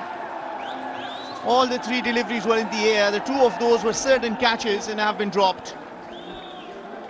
Misfortune again for Jaden Seals, producing opportunities but not being taken by his fielders. Evan Lewis settled under it but didn't hold on. So it seemed to be contagious. Yes, I agree with you, Jaden Seals. Well, but one thing to see, the cutters, the slower deliveries have been doing job for the fast bowlers in this over. Opportunities created, and they have been shelled, of course. But a thing that the Afghanistan fast bowler might well want to look at. Remember, Gulbadin Naib, who's got a good record against West Indies, is in the side. And they're only playing with one specialist fast bowler. Azmatullah Omarzai can bowl as well with the new ball. So something that they need to look at. Well, it has been an eventful over. And they will run this hard for 2. 8 runs coming off it. After 18, Afghanistan are 155 for 2.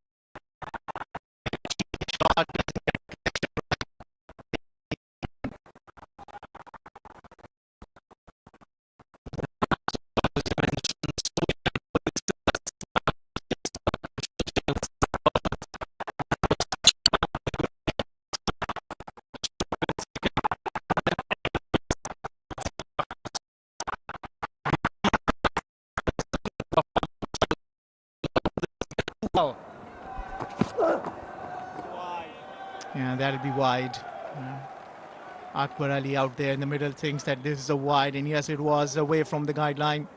He'll have to bowl it again. Well, the thinking is right. You don't want to bowl into his arc. But also, if you look at the previous over, Samuel, and you'll tell us better, I believe the slower balls is one other way that you will want to go to as a fast bowler. You got to have the variations, isn't that? Yeah, Nabi padded up. And this time around, bowls a little slower one. And this is dropped again. Can you believe that?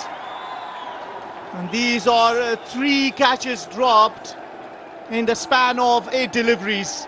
Can you believe it? Well, believe it or not, it just happened. And he's smiling as well. 3 drop catches in the space of a few deliveries. And all of them regulation. He too is very good, but not tonight. Now this time around, he's got the connection right or not. That is away from the fielder, and he makes a mess of it. He doesn't throw himself behind the ball, kind of thing that maybe the ball is turning or whatever. At the end, allows the ball to go to the boundary. And this time around, it is Evan Lewis. Yeah, whoever is in charge of the fielding from a West Indian standpoint will not be happy with this. Trying to circle it, and just look at that effort there. They're happy, they're clapping at everything. These batters are getting a lot of favors from the West Indians. And this time, it should be taken. No, it falls safely. And everything going the way of Afghanistan at the moment. Yeah, well, in the previous over, when Evan Lewis dropped the catch, I thought it was Hitmaya. Hitmaya didn't disappoint, said the Combox. It has been eventful last 2 overs. Yes, for Afghanistan, rightly so. They want to accelerate. They want to get as many they can. In the process, opportunities have been created. So you got to give it to the West Indies bowlers. Once again, slower off the surface. Doesn't get a big shot off that. I want to have a look at this. Aaron Griffith, the coach in charge of the fielding. What more can you do as a coach? These are regulation catches taken maybe 9.5 times out of 10. What happened is Joseph lost his smile when his catch was dropped off his bowling. Well, another eventful over comes to an end. 10 runs coming off it after 19. It's 165 for 2.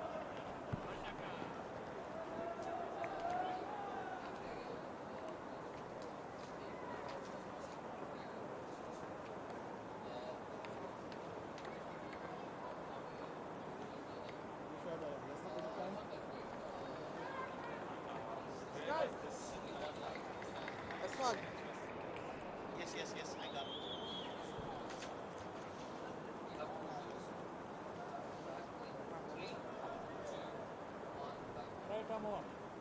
Last 2 overs not going West Indies way, and fielders need to be blamed. Only got 19 runs off those 2 overs. So kudos to the bowlers for bowling into the right areas, bowling those cutter, slower deliveries. But 3 catches been dropped, and those that went in the air just didn't reach the fielders. Last 6 deliveries, how many can they get? This is high, long in anthem, you'll tell. Probably little, just a little, but enough for a maximum. Hitting to the bigger side, but he's been there for so long. He really got the measure of that first delivery from Ford. 150, the partnership, 152 of just 107 deliveries. The highest score for Afghanistan against this opposition. And is that another one? Now I'll have to correct that. The previous one was maybe high, long in anthem. This is higher, this is longer, and this is even better from Ibrahim Zadran, who gets to his highest individual score. What a start to the final over of the innings. 5 sixes now, 2 in succession. Problems for Matthew Ford and the West Indies. And look at the reaction. Even he is impressed. They all are, if you're supporting Afghanistan. Yeah, he'll have to bowl that again. So that is what the drop catches do. You don't allow the new batters come. You allow the settled batters out in the middle who have the good measure of the surface. And this is the damage that they can actually put. Amir Haji Zada Hospital, where you can seek standard treatment. Maybe the West Indians will have to visit there for some treatment, because it's being dished out to them. Once again, slower away from him. This is good. A good comeback after being hit for 2 back-to-back sixes. But that brings Darvesh Rasooli on the strike now. How many can Darvesh Rasooli get out of that? And both players have registered their highest individual scores in this format. Rasooli has been so impressive in his 83, coming off just 57. And a lot to be proud of for the team in blue.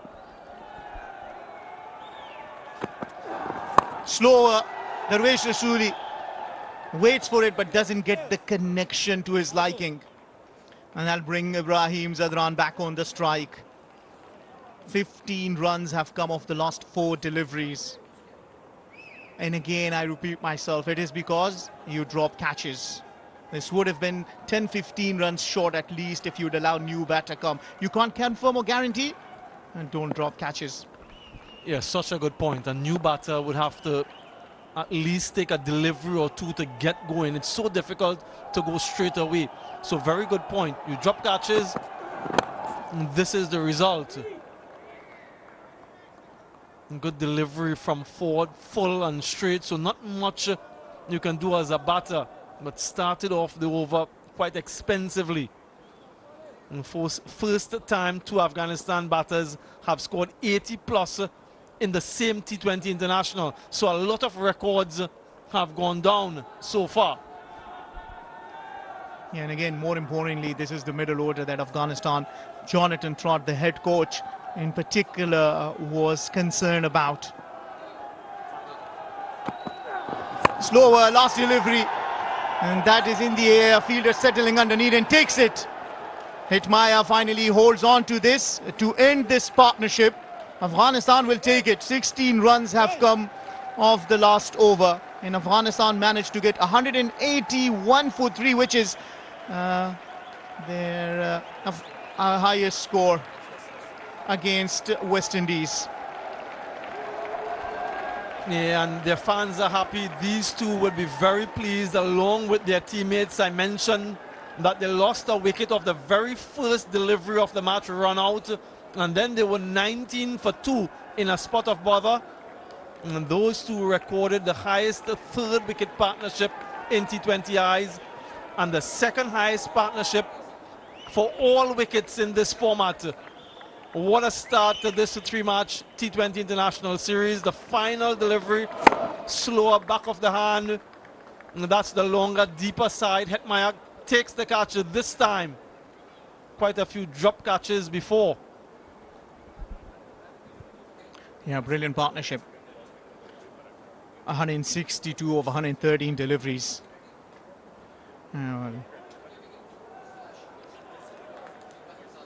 We'll go down to Ibrahim Zadran to have an interview there.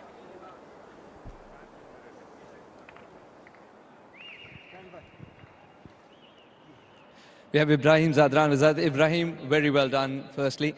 Those 2 wickets, early wickets, what were your discussions immediately after that with Darvish Rasooli? Bismillah Rahman Rahim. It was pretty simple. I just told him the wicket is pretty good. Ball is coming really well. Don't try hard. Let the ball come into your box. Play proper cricketing shots. So as much as we play like that, easily we can build the partnership and we can put them under pressure. In the first runs in between the wicket is very important. So we should put that pressure on them, and rest, let's see what's going to happen. Ibrahim, well, after you got going, it was 51 for 2 at the end of the power play. Thereafter, you maneuvered through the middle overs really well. Was there a specific plan to it today? The overs 7 to 15. Yeah, I have been playing this format for the last 3-4 years, so I have got the experience how to play in the power play, get the momentum, then how to carry on the momentum and build the partnership in between in the middle overs, which is very important for the team. We were trying to focus on single double and finish the loose ball. So whatever ball we got in the range, so we could have finished it. So this is what we have done today in the middle overs. And finally, Ibrahim, happy with 181? Sorry, I didn't get that. Happy with 181 on the board? Yeah, I think so. This is what we want. After the first 2 overs, I have just passed the message that we should score 160 plus. The more runs we got, it's going to be the key and important runs for the team and for the bowler. So yeah, I'm pretty happy with the 181. We will try to execute the plans in bowling and fielding. You were phenomenal with the bat in hand. All the very best for the second half. Thank you so much. Well, Ibrahim Zadran goes to his highest individual, 87 unbeaten against West Indies. He's a joy to watch when he's in the rhythm. Well, it is going to be a heavy task for the West Indies side when they come down to bat. And the batting, Ramanullah Gurbaz got out the very first delivery. Ibrahim Zadran then putting those 87 run and more importantly, a 162-run partnership alongside Darvish Rasooli, who also scored 84, his individual best, making 181 for 3 at the completion of 20 overs. Yeah, from a bowling standpoint, just 1 wicket falling to a bowler in 19.5 overs. That was Jayden Seals, and then the 2nd wicket falling of the very last delivery of the innings. Gudakesh Moti was quite economical. Ford very expensive, so they'll have to have a think about their bowling plans into that next T20I. Just the 5 bowlers used tonight for the West Indies. Yeah, well, spinners giving away 7.5 and fast bowlers going at the economy of 10. Darvish Rasooli and Ibrahim Zadran. What a brilliant show that was. The highest 3rd wicket partnership ever for the Afghanistan. 162 is the reason why they have 181 for 3. Well, West Indies, when they come down to bat, they are going to score 182 to get their first win at Dubai International Cricket Stadium, Samuel. We'll have a short break and then we'll come back soon. Stay tuned.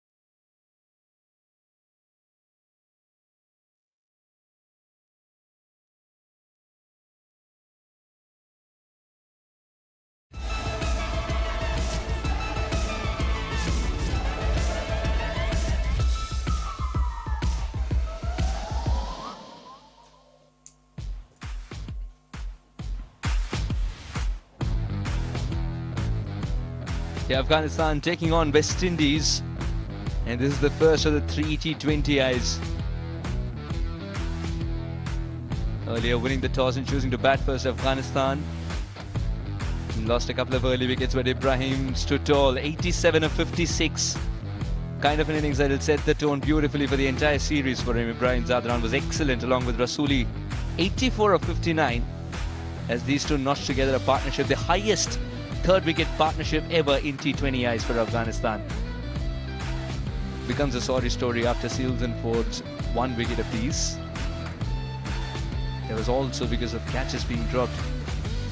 Not one, not two, but three of them, and West Indies want to look into it and improve thereby. Now 182, that's the magical number that West Indies would be after. Joined by Nick Compton, very warm welcome. You seem to enjoy the first innings and how the surface behaved.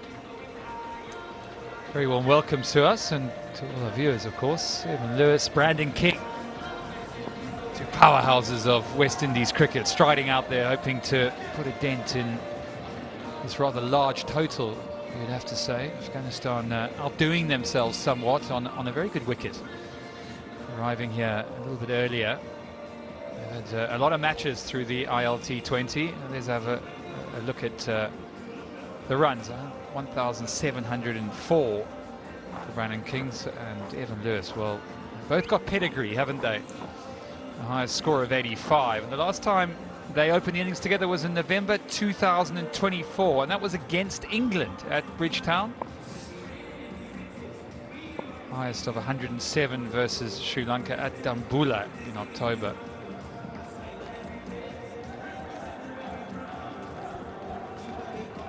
And Mujibur Rahman, as we so often see in T20 cricket, with the ball in hand, new ball in hand.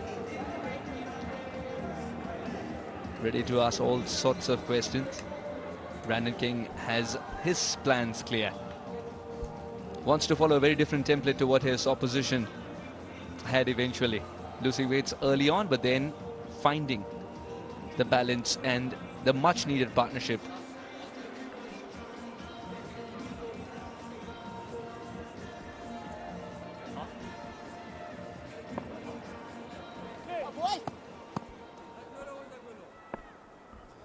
Big run chase on the cards here, and we're all ready for the first ball. No run, no run. Hey. It's a nice looking shot, just ease through the gap, and that will run away for 4. So a lovely start from Brandon King.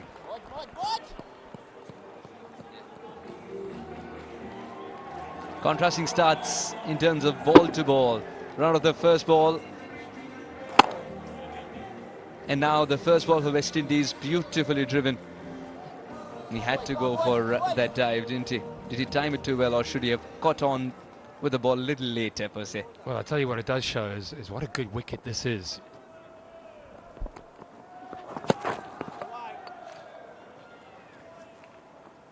Just the kind of shot that Brandon King would have dreamt of early on as well. Not an easy shot to play against the off-spin of Mujib. A bit of a change up, and again he has another go at it. This time it's better directed. The ever familiar almost in drift that he gets, doesn't he? And it goes quite late.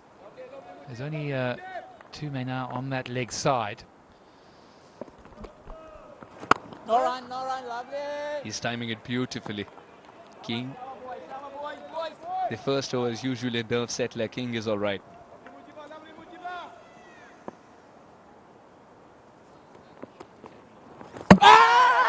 And just when we say that, one sneaks through.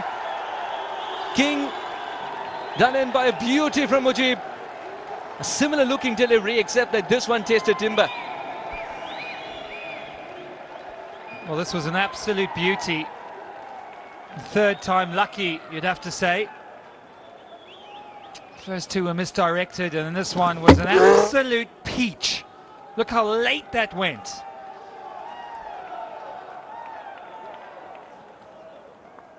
What a start for Afghanistan, and well, Brandon King's woes begin again. He goes for 4, bowled by Mujib, 5 for 1.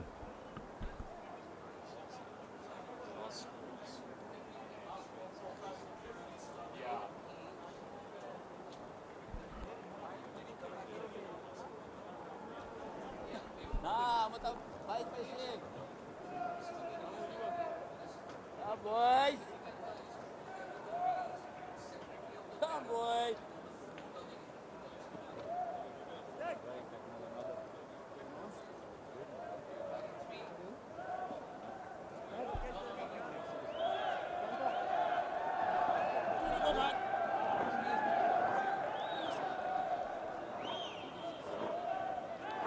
Early jolt here for the West Indies. Johnson Charles comes in. Plenty of experience, plenty of runs. 1,468. No runs. He's getting a bit of drift in the air, Mujib. What an entertaining start this has been. Boundary and then a wicket.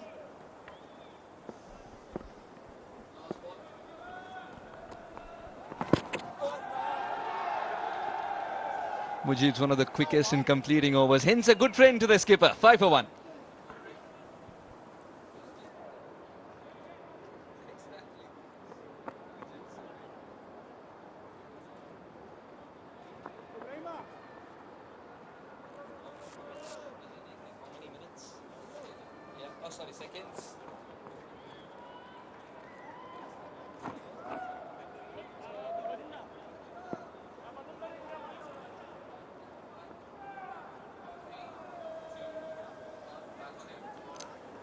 West Indies are chasing 182. They've lost their skipper, King, early today. Lewis and Charles, can they steady the ship? Now Johnson Charles has a stand named after him in St. Lucia. He was part of the West Indies team that won the T20 World Cup in 2016. Can he provide a precious innings here, under pressure? Now Azmat Marzai, 61 matches, 43 wickets, 8.2, that economy. Yeah, he'll know these conditions well, playing for the Gulf Giants in the IL T20. He's been in good form of late. Real pedigree from Omar Zai. He's got good pace as well, haven't he? A slip in place, I like that. To the left-handed Evan Lewis.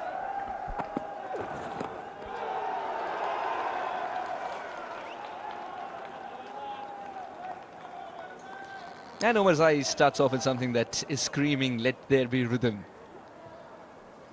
And this is the reason Johnson's out there. Yeah, it's quite good to watch, isn't it? Just the way he flicks it out the front of his hand there. And it really goes late. You watch that carefully. It really dips in late and deceives Captain King, whose run of poor form in the West Indies shirt continues. This one is high. Is it far enough? Man's running around. Oh, it's a good effort.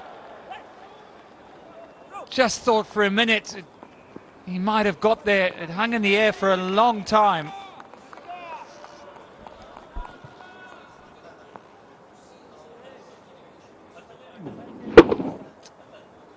Sadikullah Atal was after this one. Miscued, and Lewis knew. Slightly far away, only a taskmaster would call that a catch. Attempt was great. Sadikullah Atal, a tall lad.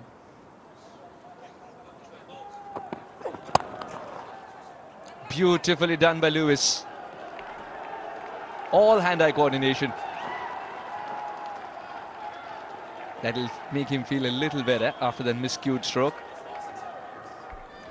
Yeah, it's a big opportunity for Evan Lewis. Didn't have the best CPL and hasn't played for the West Indies for the last, well, 6 or 7 months really. So to return to the team. He was man of the match in the last match that he played back in 2025. This was a look at the previous over. And we talk about this in drift. That one there. And he just got closer and closer, didn't he? And that one just went almost a few more inches. And it only takes a few inches to get rid of someone of Brandon King's class.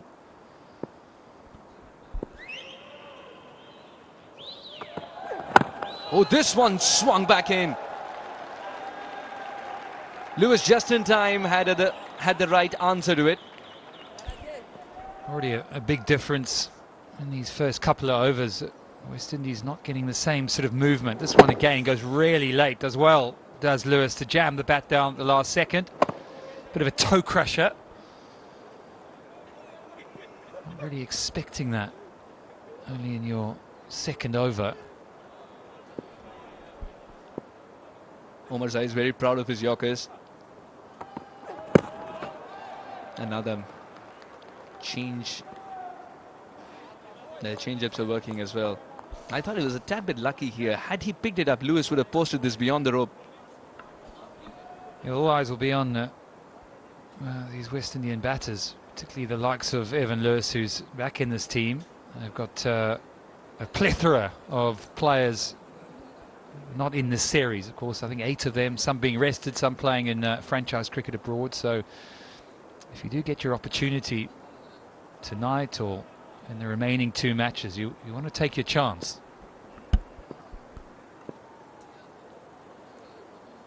With games coming thick and fast, you never know. You need to be ready. This one swung away. That's Omar Zai for you. He can swing it both ways. Yeah, you got to enjoy this. A bit of seam movement both ways, just keeping Evan Lewis nice and honest. Maybe a little bit of dew. I talked about dew earlier coming down and playing a role. Maybe just allowing the ball to skid on a little bit more. It's a big score, 182. And, well, the West Indies have never chased any target at this venue, so it doesn't bode well so far. Oh, can the story change today, though? Swing and a miss. And something to think about in the overs break. 10 for 1.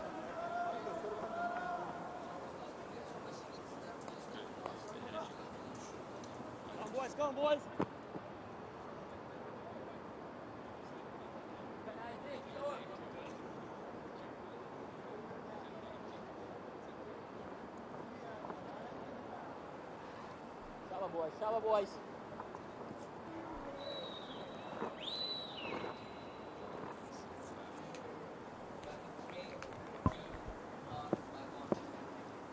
10 for 1.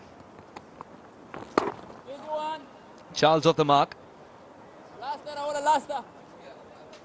He's got to make the most of this opportunity, Charles. He's got his task cut out, though.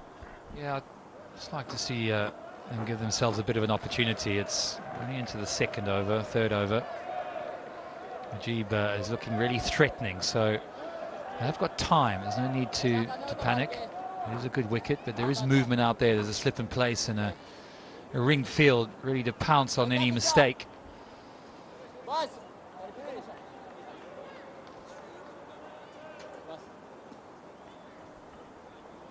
deep square leg and a long on, waiting for that catch.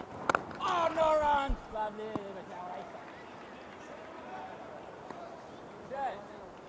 Lewis has got to wait for the right delivery to be put away. He's got to believe that it's somewhere around the corner.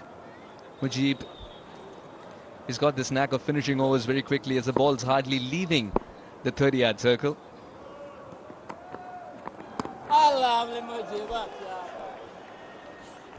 He's bowling with real pace, isn't he? And it's sharp movement, late. Let's have a bit of a close-up look. Just exactly how he gets the ball to talk. And he really does, doesn't he? Get the ball to talk. Tricky conditions coming on as a new ball bowler. As a batsman, you're looking for pace on, you're looking for a couple of freebies, and you're not going to get it from this man.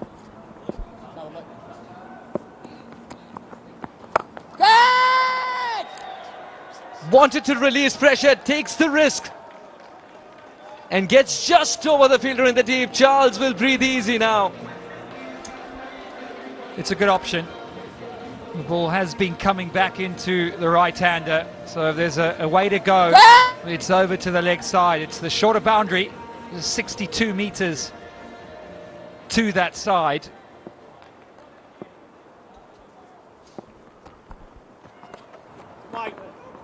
Oh, that's going to sting Gurbaz. And it'll also be a wide delivery, so he's got to ball again.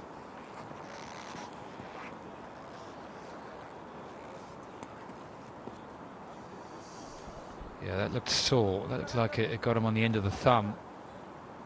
It was a bit of an errant delivery from Mujib. We haven't seen many of those, but yeah, on the end of that thumb, that looks very painful.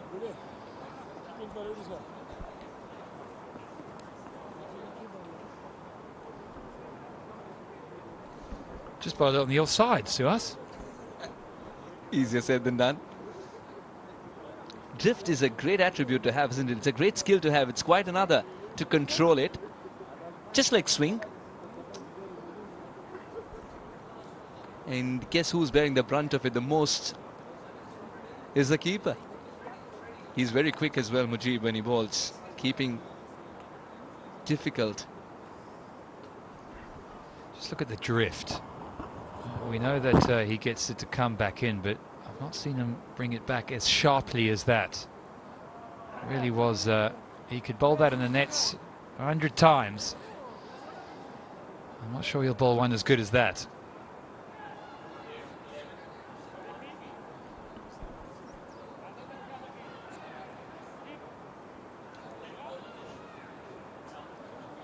Mujib's asking how many more balls to go, because he's not usually someone who lingers around in between an over, right? He finishes it off quickly. Let's talk about this run chase on their hands. It is early days. 184 is the highest target chase for Sri Lanka versus Bangladesh. Back in the 2020 Asia World Cup, that's going to not do him any good, Gurbaz. Let's hope a bit of the magic spray gets him back out there.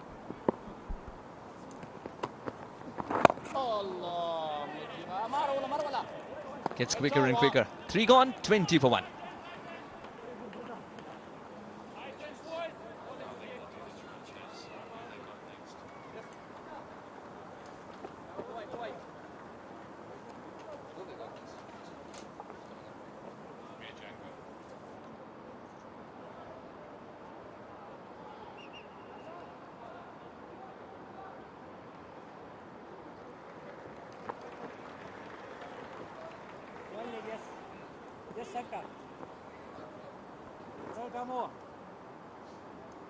You can enjoy the broadcast globally of Ian Cup Afghanistan versus West Indies T20I Series 2026, powered by Super Cola.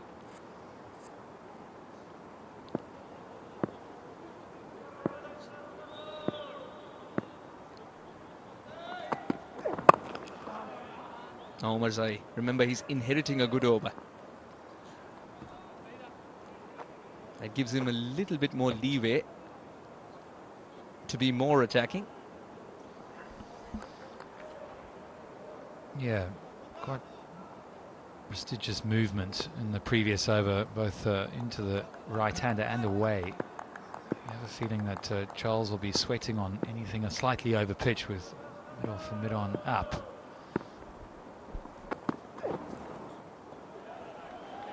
Charles is eyeing that leg side boundary. This one's a longer range for him this time around, that he was got to travel a little longer for sure. But he believes it's about connecting one. Well, he's got to try and get it in front of square if he can. There's a man back on that square leg boundary, on square. So you can see he's aiming in the right place. It is a big boundary out there, so you're going to have to get all of it. Terrific. Omar Zai at his best. Love to see that again. What a delivery this is. And Rashid Khan knew it as well. Slip in place, but look at the movement off the seam. It bounces as well. Play that, Johnson Charles.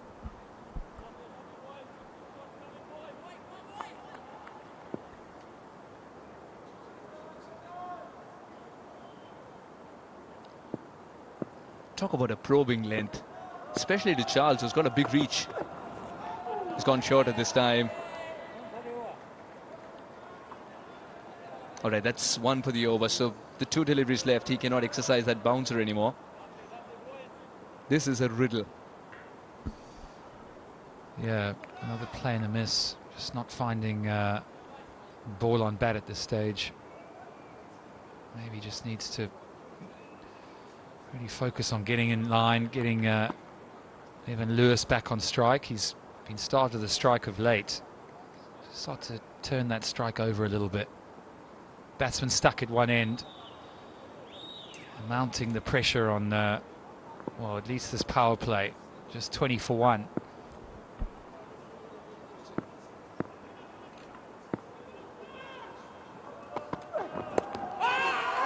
Big movement inwards. Gurbaz was interested, Azmat wasn't. Yeah, another play and a miss. So Johnson Charles clearly struggling here. Not found any sort of timing. His mate still stuck at the other end. Yeah. Just a little bit high, you'd say. Perhaps going down the leg side as well. Puts a bit more pressure on Lewis, doesn't it? The free-flowing Charles hasn't turned up yet, despite a 6. Can that change now? He's got to bowl this one again. Omar Zaya, who's been impeccable thus far in the over. A wide delivery where he could have closed it out well. It gives Charles that breathing time as well. Yeah, that was the appeal, and it was yeah, correct, going down the leg side. Too much movement and a bit of bounce too. Beautifully guided. Will retain strike with that single as well, Charles. 4 overs later, it's 22 for 1.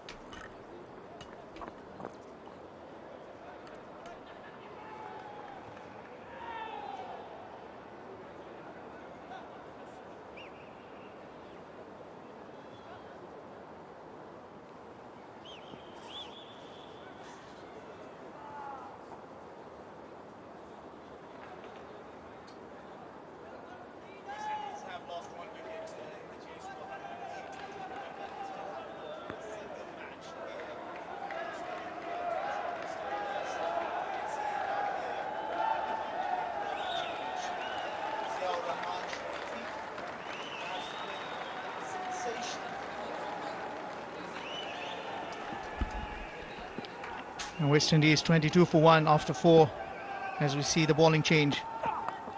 Ziaur Rahman Sharifi into the attack. That would have been a blinder, but runs down to the boundary for 4. This has been a sedate start in batting department for West Indies, trying to take his chances here. Looking to put pressure on a new bowler who has been introduced, Ziaur Sharifi. Half tracker on the leg side. Potential opportunity not taken. Azmatullah Omar Zai was there. He put a good effort into it, but it won't count unless you hold on to it, isn't that, Devinder? But Ziaur Rahman Sharifi has been making the highlights.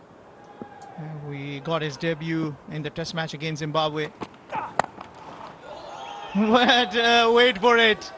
This is a big shot. You hear the sound of the bat and tells you the story.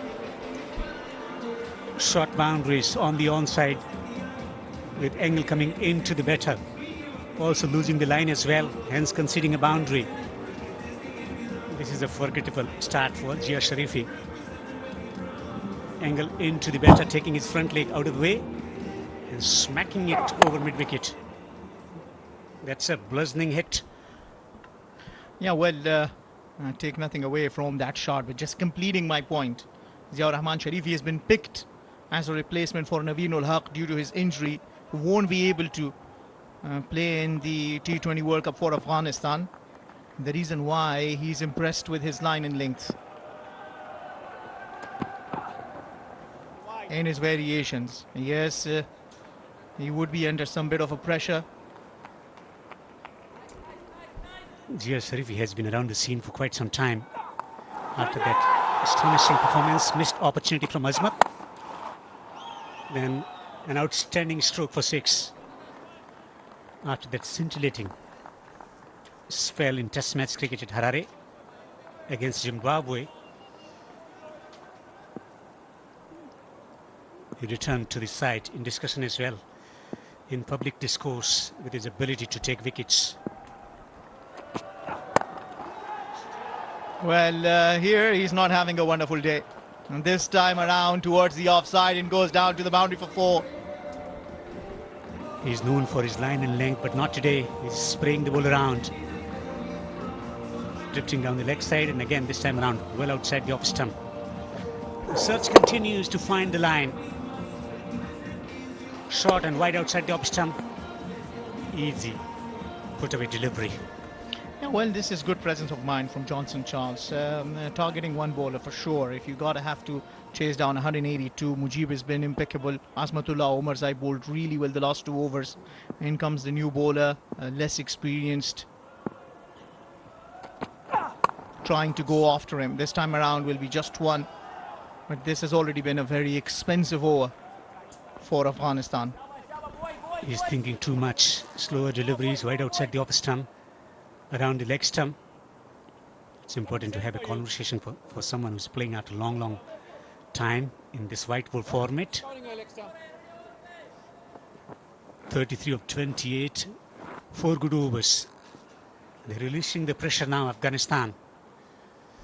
This has been a brilliant over from West Indies perspective. I mean, you got to give it to them. Darren Sammy, head coach. They've won the T20 World Cup 2 times. They know the game. This time leading edge in the air. Fielder underneath, settling in nicely. Holds on to that. Dervesh Rasooli takes the catch. Ziaur Rahman Sharifi gets his first for the night.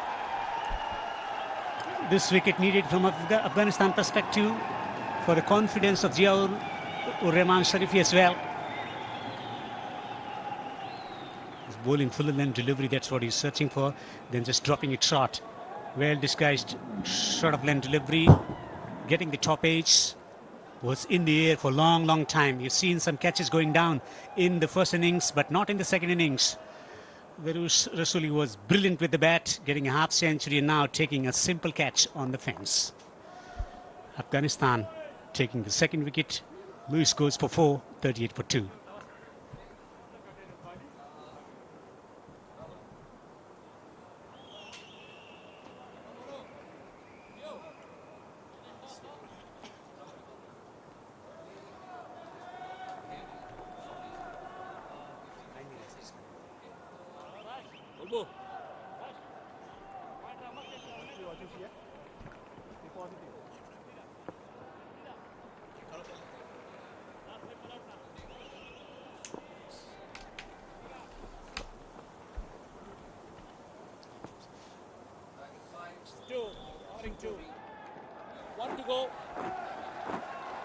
Well, the partnership has been broken, and that looked threatening as Amir Jangu comes out in the middle. Impressed in a different format. ODI format, scored a brilliant 100, got a half century to his name in the T20 format here in the T20I career when you look at it.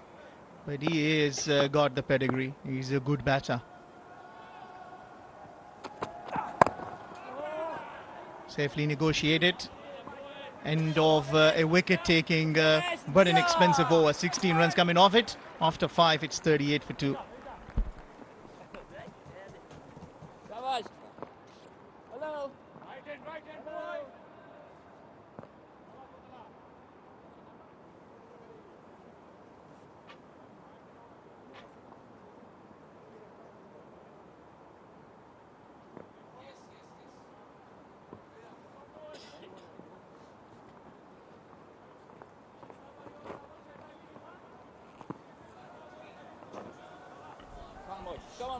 And you look at the Warm catching up because the last over went for 16 runs.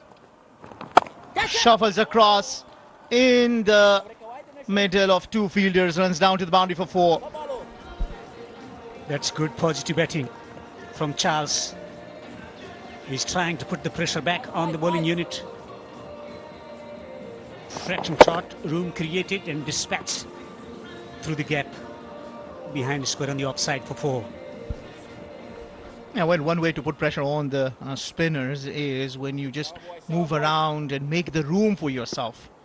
You play that at your risk. This time around, reverse hit, loud appeal given. Mujib Zadran has the last laugh. Not a great shot selection from Charles. Always a challenge as a batter as it's been referred to the third umpire.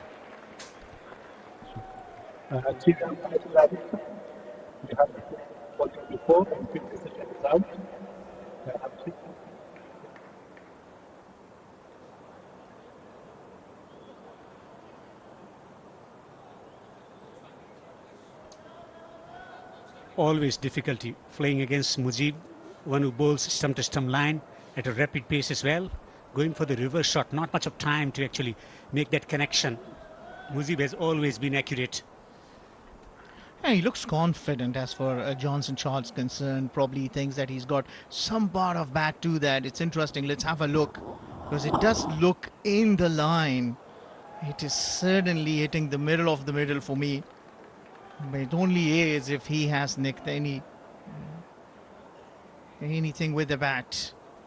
Seems like it's a flat line, but we'll have to hear from the TV umpire.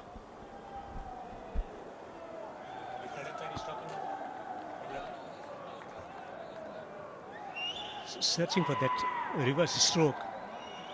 Cannot see any murmur on the Hawkeye, on the Snicko. Amusha Paktin is the TV umpire.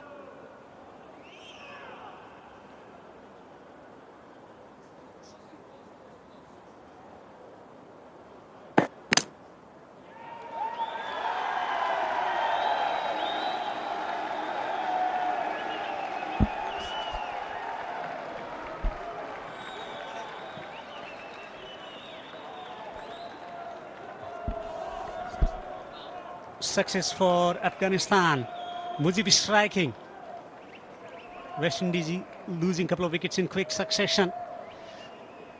Out signaled 42 for 3 now.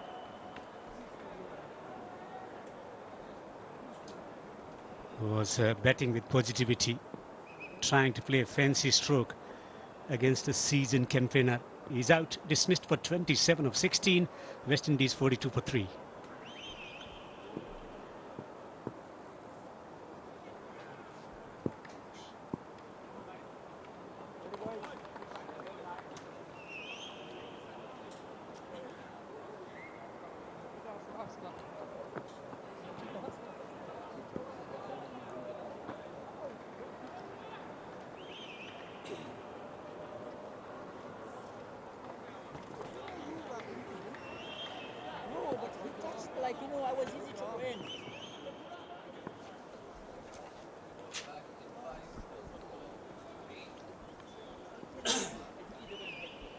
Shimron Hitmyer comes down out in the middle because Mujib Zadran just took the very important wicket of Johnson Charles, who looked really good. Looking at Shimron Hitmyer, it's 70 matches and at the strike rate of 126. I tell you, he can be even more lethal and dangerous than the strike rate on your screens. He can hit big shots. You look at Johnson Charles, he scored 20 of the last 5 deliveries. So you think, was it necessary to take on Mujib? Poor shot selection, you have to say, against Mujib, someone who bowls wicket to wicket. No time to react, to change his way around and connect. Always a challenge. Mujib has always been fantastic, impactful bowler for Afghanistan in power play overs since his beginning of the career in T20 cricket. Yeah, well, very quickly on that, Afghanistan had its struggle with the new ball fast bowlers, and then he came in and he filled that void bowling with the new ball, and then since then he's developed that trend where Afghanistan are producing mystery spinners who bowl with the new ball, because it's not easy to control the new ball. We see the likes of Ala Muhammad Ghazanfar, we see Wahidullah Zadran, I mean, doing everything like Mujib Zadran in the Under-19 World Cup.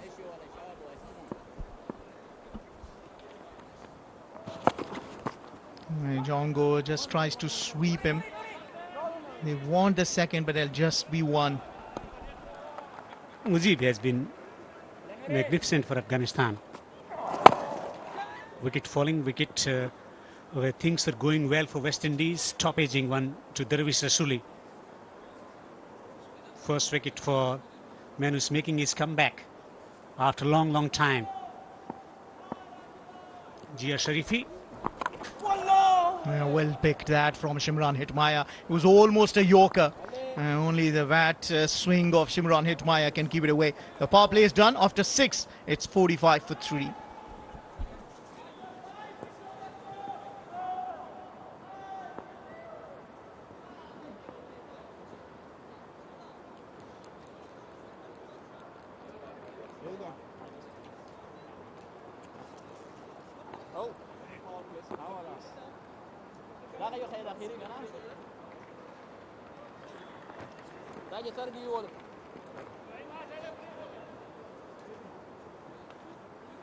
Go boys, go boys! Well, after the power play, when you see where the two teams stand, Afghanistan were 51 for 2 and West Indies 45 for 3. Just losing an extra wicket, and then 2 of Charles will hurt them. Rashid Khan brings himself into the attack. And look at his figures and you will only be impressed. 182, and these are the most number of T20I wickets. He also has the most T20 wicket going past Dwayne Bravo. He's only 9 wickets shy of a glorious 700, and there is the indication from Akbar Ali out there in the middle. Power play is done, so the field restrictions will be lifted.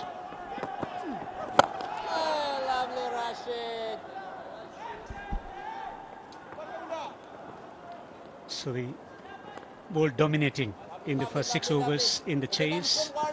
Afghanistan, they've been magnificent after fantastic batting display from Darvish, Rasooli and Ibrahim in the first innings. Afghanistan controlling the proceedings here with ball in hand. He's got slip in position, looking to attack Rashid Khan. His form is going to be critical for Afghanistan. Come on Rashid, come on Rashid. He has been in patchy form, Rashid Khan, of late. Yeah, 4 fielders, I believe, are outside. 5 fielders, I beg your pardon, are outside the 30-yard circle. Long on, long off. Mid-wicket, square leg, and deep point. And that is an invitation, and Rashid Khan is telling them, you want to take on those fielders, see if you can clear them. Best chance as a batter is to attack him in the first over. Oh, lovely Rashid. Master craftsman Rashid Khan, one of the most impactful players in white ball cricket.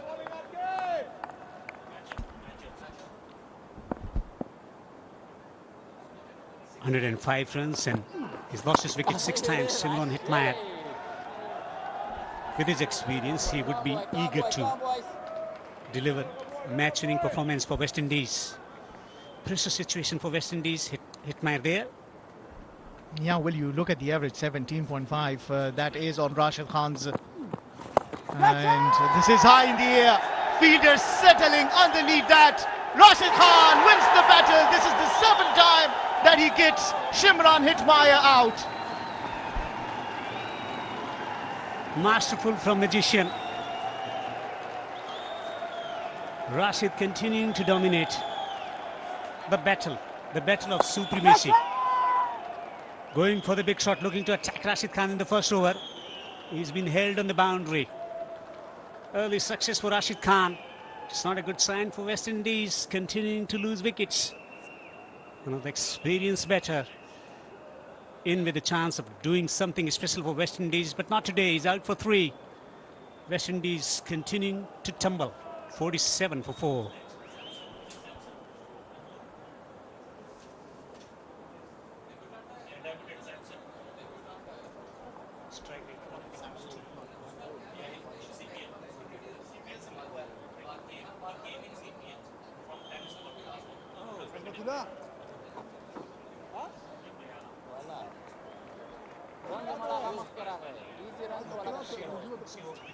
That's my brother. Covering your leg. 1 to go.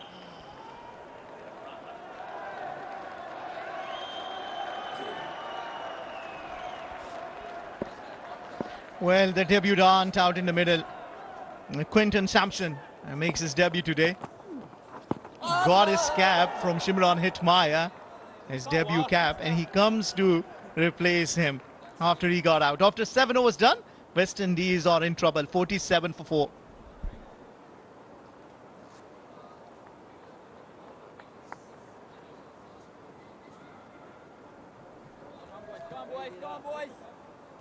Shabash, shabash, boys. Manda. Out of Kirji.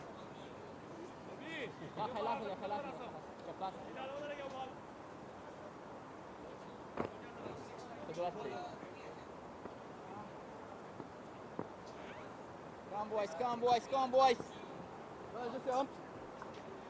Afghanistan making a statement here. 47 for 4. West Indies in big trouble in the chase.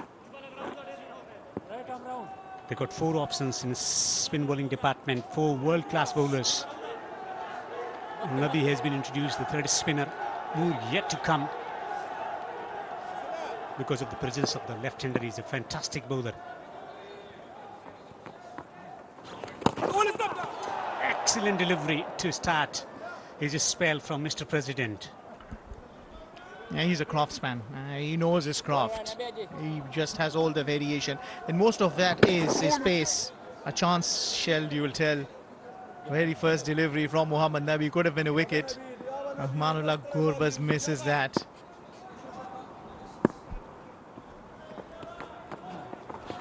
This time around, slower and gets the perches off the surface. He's getting the ball to grip off the surface, which is not a good news for West Indies. Nabi identifies the right pace to bowl on this wicket.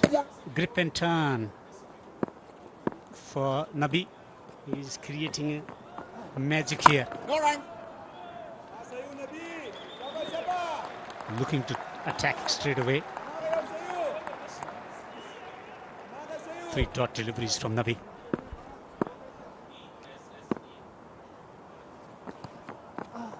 Once again, slower this time around, just bowling it on to his pads. Mohammad Nabi.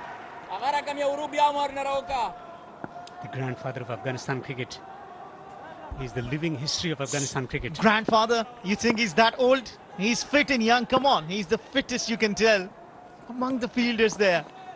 He's at young 40s. Exactly, 41 years young he is. Mohammad Nabi. Been there forever from the times of Division 5 all the way to the rise of the Afghanistan cricket. And looking the perches that he's getting out of the surface. Well, he's bowling slow through the wicket, slow through the air on this wicket, and he's getting some purchase. He's getting the ball to grip. His son Hassan getting a century in Bangladesh Premier League. They want to bat together for Afghanistan. Continuing to create magic. Fantastic first over from Nabi. Afghanistan on top. 49 for 4.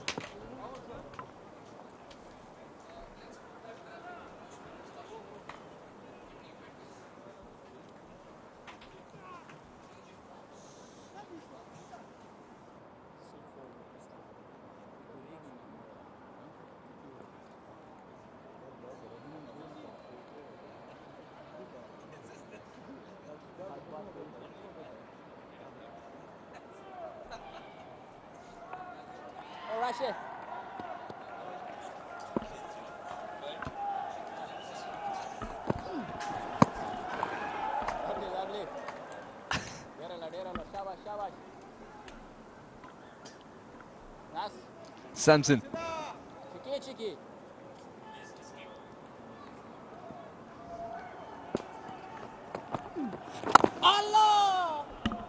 He's reading Rashid all right. Samson. What a chance for him to prove himself here. West Indies down 49 for 4. This being one of the reasons. Safe pair of hands there.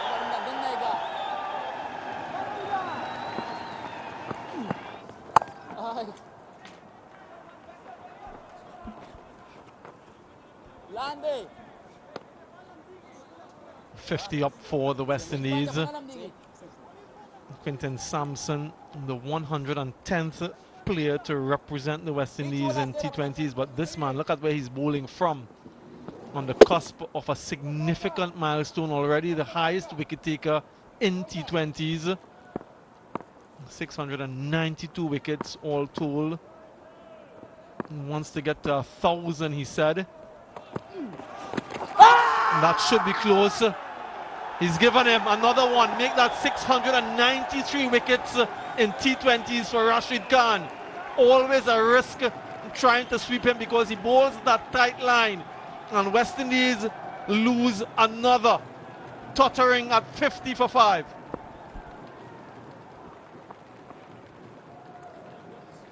The pressure was building indeed. Sweeping, not a bad option, but not to that ball.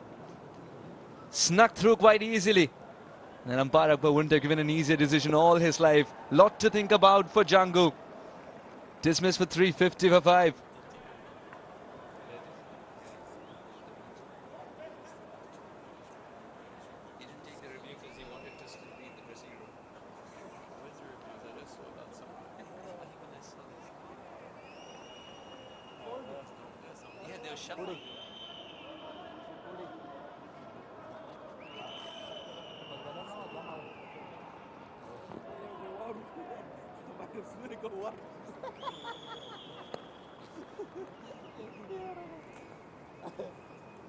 Chaplace then. Left, right. Left, right. No, right. 50 for 5. Ford walks in. 84 runs in 14 games. He's got a bat out of his skin here. He's got the best opportunity to do so. The first game of a 3 T20I series.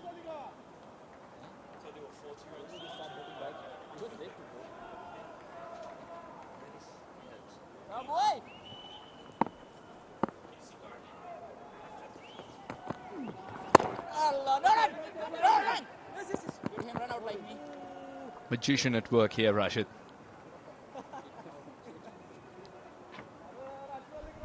They're all too familiar from a West Indian perspective.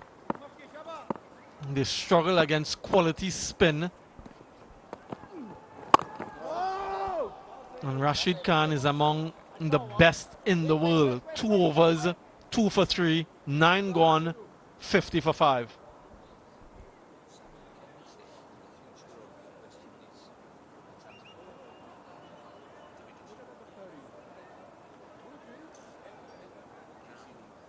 This is his first game, Samson. Thinking more like and Casey Carty, those are sort of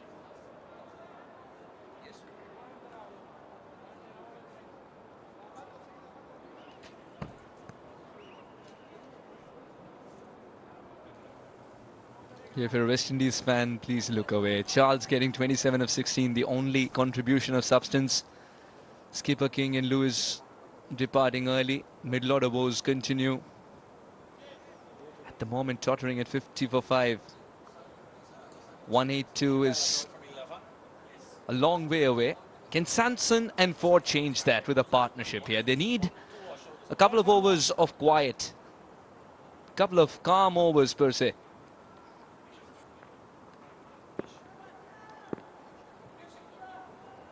Ziaur, having picked up a wicket, is looking confident.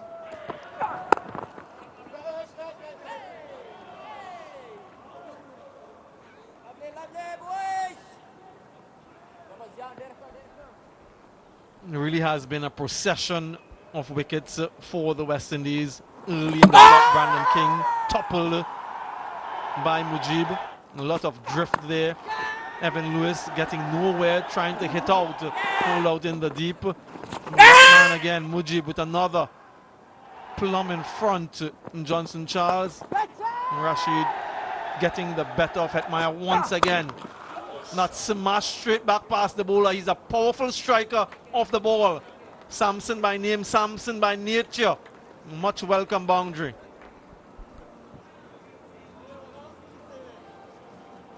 Terrific shot. That's the first boundary in 4 overs. And what a way to break the shackles. Sending it past Ziaur quicker than it came to him.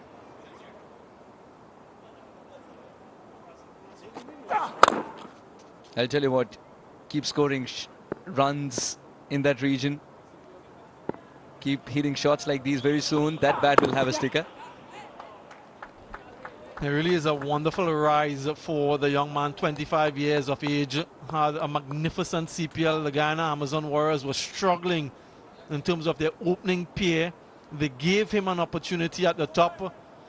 Had some really good scores, a high strike rate.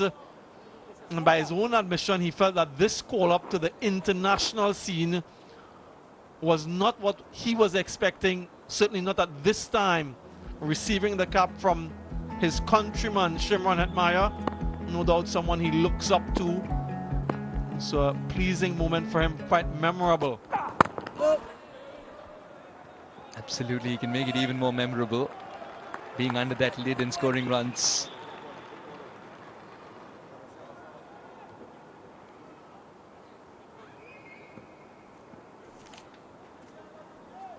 E-End.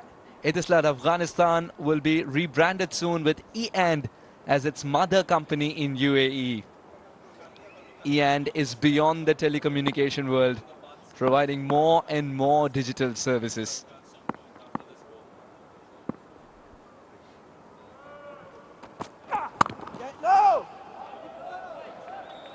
That came off the bat really well. That's cricket for you, isn't it? Some of those shots that deserve runs, they go straight to the fielder. And outside it sometimes gets you a 4. Absolutely. Sometimes you middle it and you don't get a run, then that inside edge goes for 4. Yeah, proud moment for him and his family, Quinton Samson.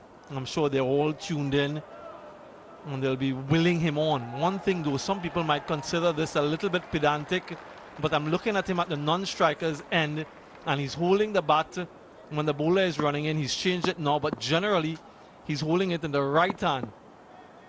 He's changed it now to the left, which is the preferred option.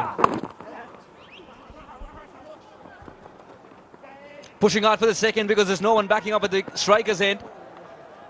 A mini meeting was called with 3 people, hardly one of them getting to the ball at the right time. 57 for 5 West Indies.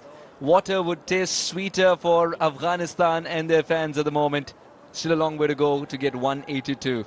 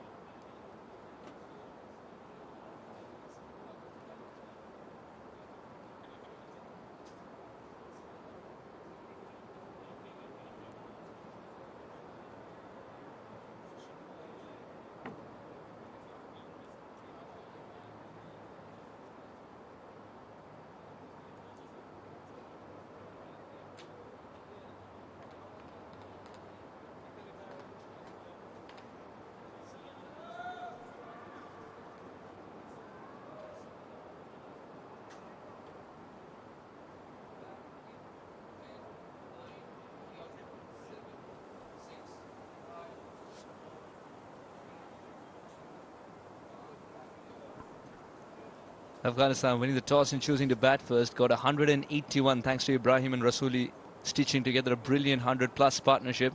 West Indies in reply of 57 for 5 with Samson and King just about getting into the groove. Can they get that big partnership as well and breathe life into this run chase?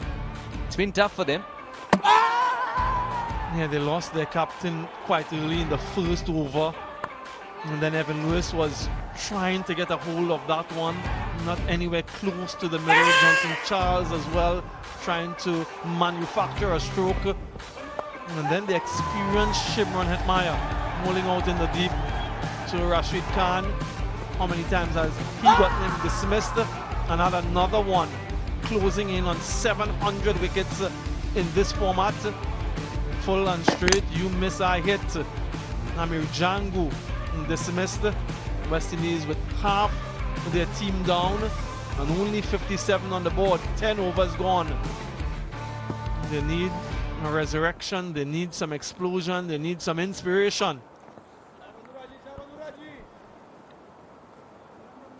Sharp boys. Hey.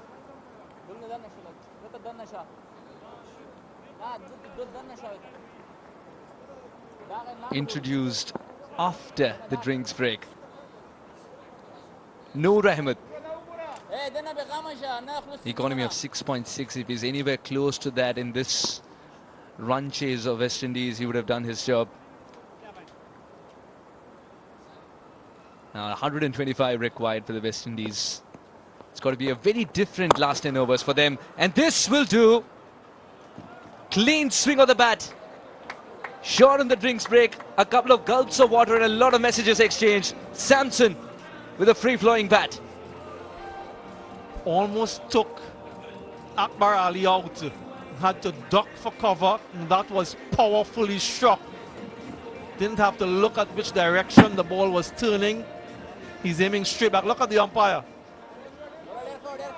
Yep, he's fallen down, taking evasive action. Good start to the over.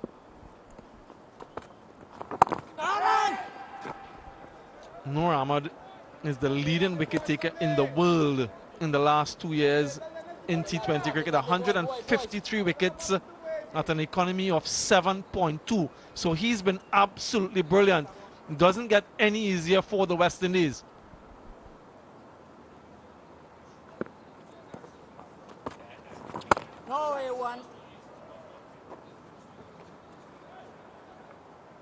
Despite what the story of the scoreboard might be, the positivity with which Samson's batting, I think it should rub off on Ford too. Sheer positivity. What do you think the chat would have been about with Darren Sammy? Yes, I think it's pretty obvious that they've got to keep up with that required run rate as best as they can. And that's exactly what they're doing. Matthew Ford this time with a leg side boundary. So straight after the water break, you're seeing that positivity. And that's perhaps what he said. Go for the runs. It doesn't matter what happens. And these two have listened. This was 90.7. And he had enough time. Picked his spot as well beautifully. Noor might have picked up all those wickets. He's coming in with great form, but he's not playing the bowler, he's playing the ball.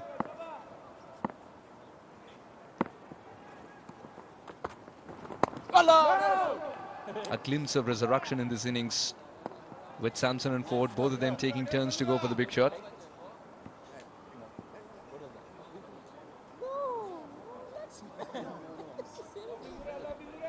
Yeah, he's drying the ball. I'm not too sure how significant the dew is out at the moment for the wrist spinner. Wow. Just about got it right there. Noor. 11 overs gone, 66 for 5.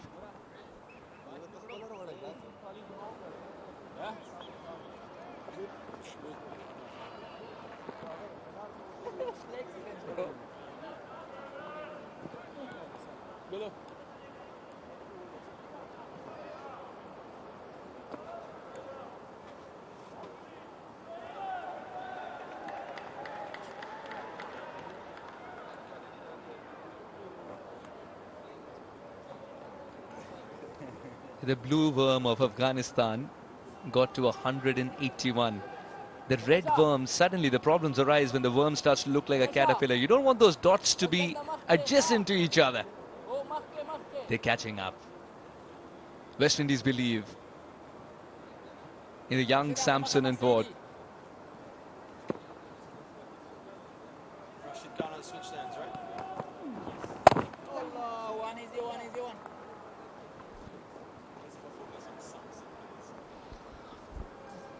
Yeah, the young man hailing from Karaya, a small fishing village in Essequibo. A very significant moment for him and for those in that type of community that is historically been underserved in the Guyanese cricketing landscape. So no doubt he will be a beacon of hope and an inspiration. Huge shout. How close is it this time? Not out. Has an opportunity, an option for review. Rashid Khan. he has to make the decision himself. It's a little bit of a surprise that as a bowler he doesn't think it's out. Yeah, I think he's now realized that he has that option and he's gone for it.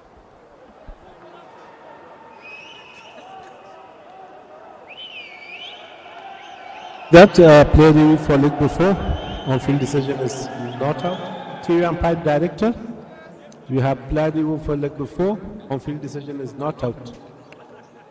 Can you start with the front one first?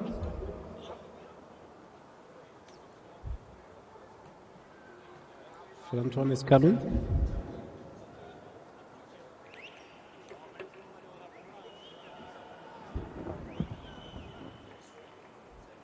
Appear to be no betting wall. Can you confirm by outside?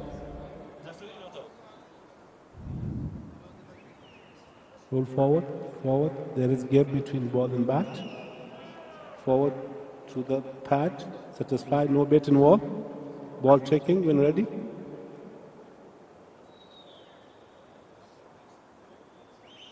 Pitch and line. Pick umpire call. Wicket missing. Is that stay with your original decision? Not out. Review lost. You on screen signal now. Signal.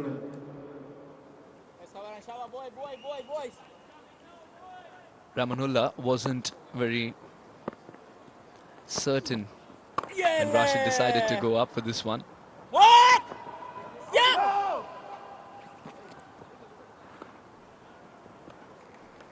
No, the single's not available now. Every ball seems to be an event. Yeah, I asked Rashid Khan about his form and fitness as we look at that appeal a couple deliveries ago, and he said that he has found his rhythm, that he took a little break, and that his back, that injury that he suffered, is feeling much better.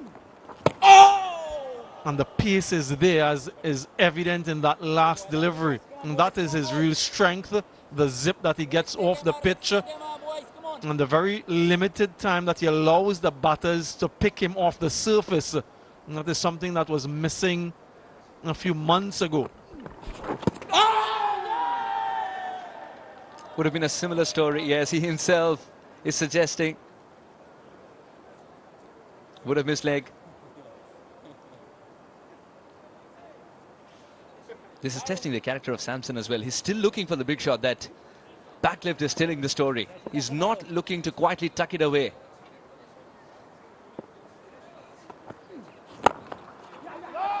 Can't get that single this time around though. Tidy over. 68 for 5.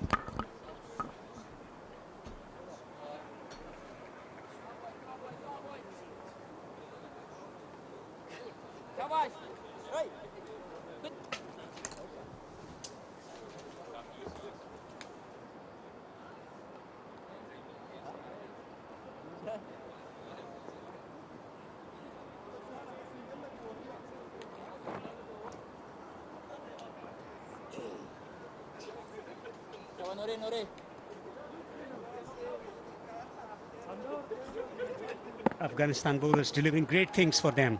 68 for 5. Complete domination with ball in hand. Noor going for 9 runs in a solitary over.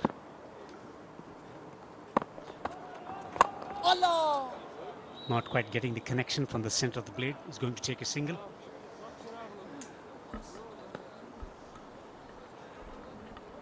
Noor and Rashid. Rashid has been magician over the years, delivering great performances for Afghanistan. Noor, it's quite similar, the left-arm version. Yeah, well, what a luxury to have in your team. Two bowlers with the skill and the variety and the mystery.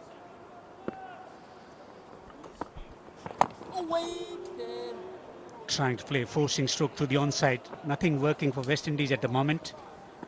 His ability to get a bit of bounce off the surface from Noor, something that has been troublesome for the batters. Yeah, he's got that fast arm action, hasn't he? Let's have a look at this comparison.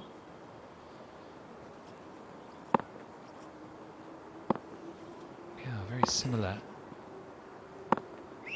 It's a good video, that. Very similar indeed. Both coming right over the top of it, getting good arm action and speed off that wicket, and that's the real key. They get that sort of quick purchase, that real grip. Oh, it's great to watch, isn't it? Two masters at their work. Who's got the best or better wrong one? Remember having chat with Rais Ahmedzai, who is currently with the Afghanistan under-19 side, when he picked him for the first time back in Afghanistan. Forcing stroke down the ground. Just a single. Remember in 2019 when he was playing for the first time in Spagiza Cricket League, Alistair Campbell was there commentating on the game. He dialed it to Gary Kirsten back in South Africa about looking out for the spin bowler Noor with his mystery, with his ability to take wickets. Yeah, well, both bowlers would have played you a lot. They know the conditions well. They know the right pace and to bowl and the length that they need. Bowling to the short boundary. He's trying to take the ball away from the right hand to get him hitting through that offside. This time he gets it wrong. Two straight, and that's an easy hit for Matt Ford. That's the only area of concern. The lines from Noor, his lengths have always been good, but not this time around. The line and length erratic. Tossed up delivery, pitching outside the leg stump. That's a mighty blow for 6. He's conceding runs, not exercising the control that is known for Noor. Well, Matthew Ford just slowly showing us his all-round capabilities. Get the ball down as a bowler, but can also give it a good whack. He's going to have to do something special tonight if he's going to get anywhere close. Required run rate up to 14, so a disappointing night out for the West Indian batters so far. Short third, backward point. Straight to the cover. Chance, not quite taken. Single to mark the end of the 13th over, 79 for 5.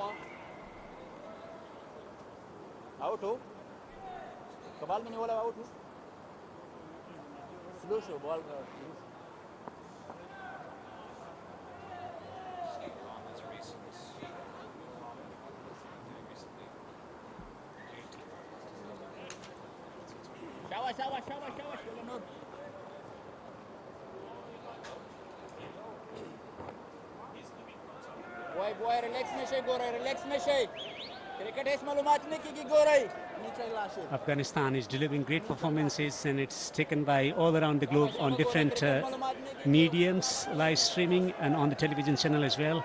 Back in Afghanistan on Tolo movie group, Fanco taking it in India, Sri Lanka on ACB YouTube.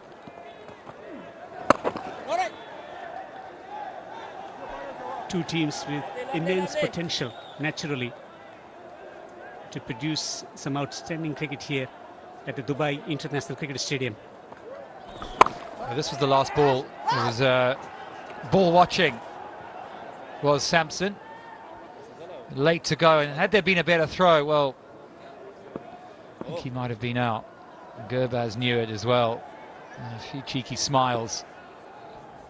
He says all good, but this one's hit powerfully down the ground, and it goes all the way. Over pitched from Rashid, one of the only poor deliveries really. Samson is known for his ability to produce big shots. Straight down the ground, pitched up delivery and smacked it, drilled it over the head of the bowler and right in front of the side screen for his 6. Brilliant ball striking. Yeah, over pitch from Rashid. You don't see that very often. It was right in the slot. It's the 4th-6 of the innings. He might have been able to go again there. It was nice and full.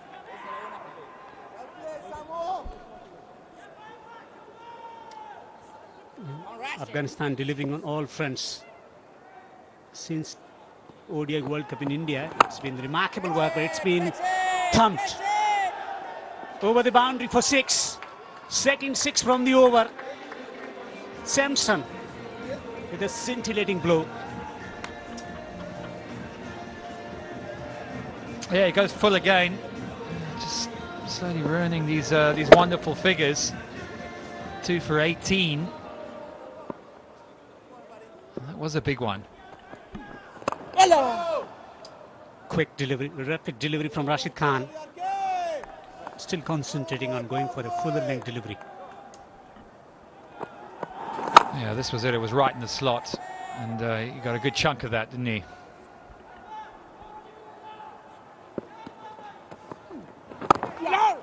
Wants a single. Will retain the strike as well. 14 overs have been bowled here in Dubai. 93 for 5 West Indies.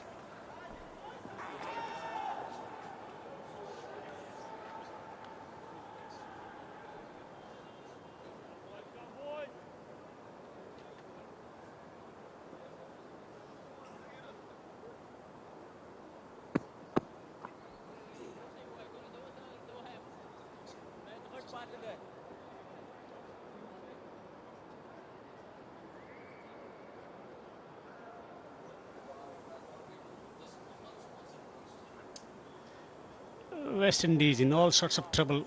93 for 5 in 14 overs, losing wickets at regular interval. After losing the first wicket early, they could never recover from that situation.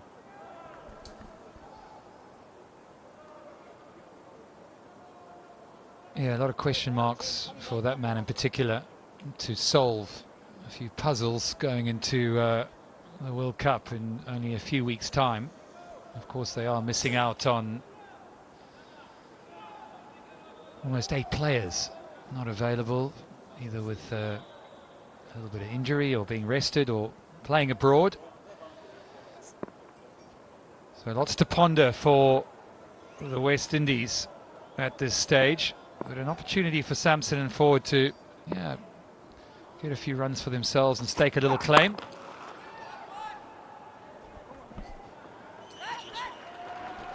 It's going back for the second. Jia Sharifi introduced, taking wicket from the first over. Going for the fuller length delivery. So Naveen Ulaki is not available. They want to check his potential as a bowler in T20 format. He's been absolutely brilliant for Afghanistan in solitary test match that he's played. Yeah, he was out in the BPL. Managed to watch a few games of him there, and he bowled nicely. Has he nicked it? Yes, he has. Sharif is striking again for Afghanistan. West Indies continuing to experience turbulence here at the Dubai International Cricket Stadium. Afghanistan absolutely outstanding here. Well, further trouble for the West Indian middle order. It's a swing and a, well, almost a miss. Just got a little tickle on it.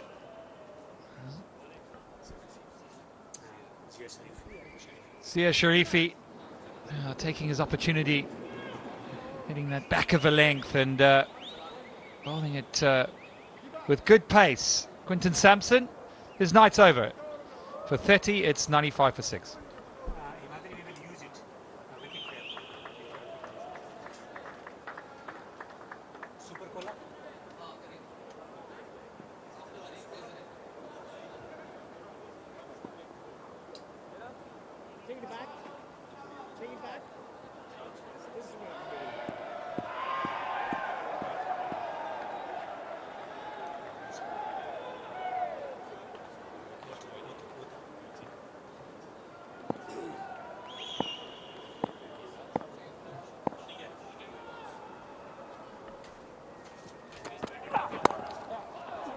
Guiding it down to third for a single. Is off the mark. Moti. He's got the ability to play big shots. The West Indies in deep trouble at the moment. Yeah, this was the wicket. It was a big swing. Not enough contact. Just a little thin edge for a pretty easy catch through to Gurbaz. He's been faultless behind those stumps, and more disappointment for the West Indies as they start to crumble. And this is the first of 3 T20 internationals.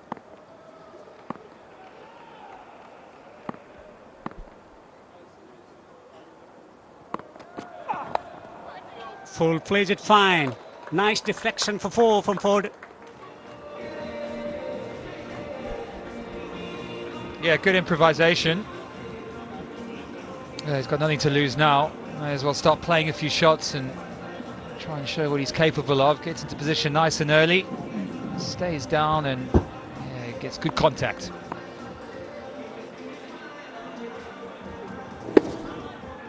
That boundary brings up 100 as well for West Indies. Well, one of the biggest reasons for Afghanistan's turnaround in T20 format is the willingness to play against high quality opposition, bilateral series against high quality opposition. Slower delivery, hammered down the ground for a single. Yeah, they're looking in good form, don't they, Afghanistan? I know a lot of them have been playing all around the world in various competitions. The players have a lot of cricket behind them. Super Cola has been consistent supporter for Afghanistan cricket back in Afghanistan and in international cricket as well. They've been loyal when team was going through turbulence or economic situation back in Afghanistan. Support has been amazing.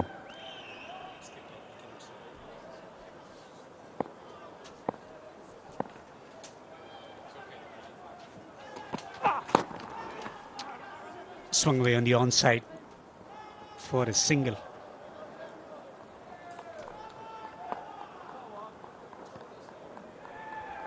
$15 gone, 102 for 6.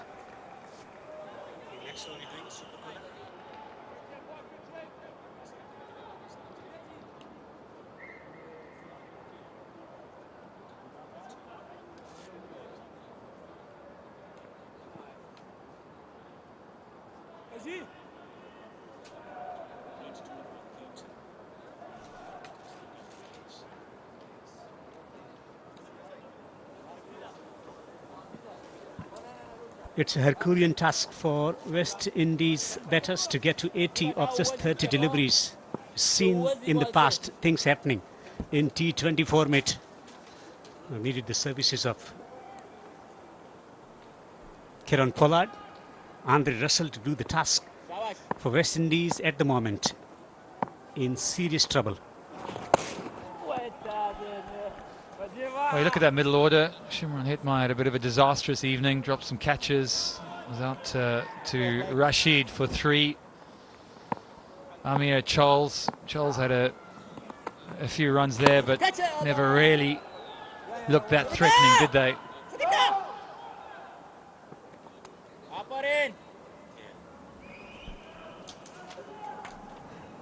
This game is powered by Super Cola, Afghanistan's homegrown beverage brand, delivering international quality. Super Cola made for moments like this, and Afghanistan is certainly savouring this moment. They managed to beat West Indies in the Under-19 World Cup, and they're delivering an outstanding performance here as well. Push through the offside, 2 is the call, and settle for a single. Yeah, they just look sharper, don't they, right from the outset. I think in that power play they bowled nicely, didn't they? Managed to swing it both ways, and very good areas, put Evan Lewis and Brandon King under a lot of pressure. They weren't able to get going at all, and it's been pretty much the same way throughout the innings. This one is hit firmly down the ground, and he will get 4. Good shot from Moti. That's a majestic stroke down the ground from Moti. The length was there to be hit down the ground. Great timing. Straight down the ground. Excellent stroke making. Too little, too late. Oh! Just straying on the leg stump.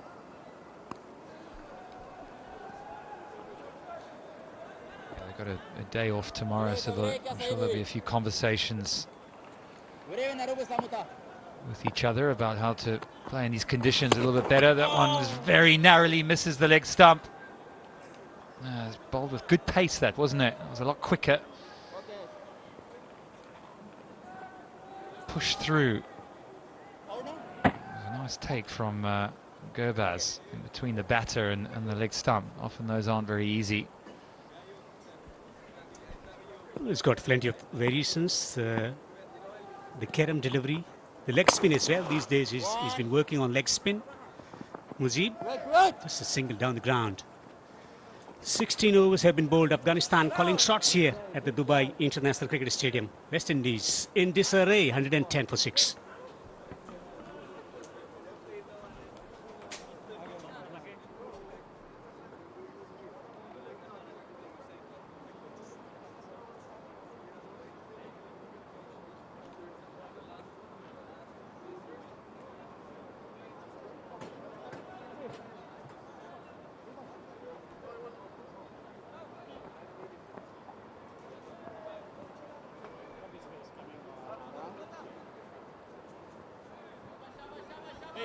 Well, you can watch this Asian Cup Afghanistan versus West Indies T20I Series 2026 powered by Super Cola in Afghanistan, Tolo, Mobi Group, India, Fan Code, Pakistan, Top Mad, Bangladesh, Top Mad, West Indies, Rush Sports, and rest of the world, ACB official YouTube page.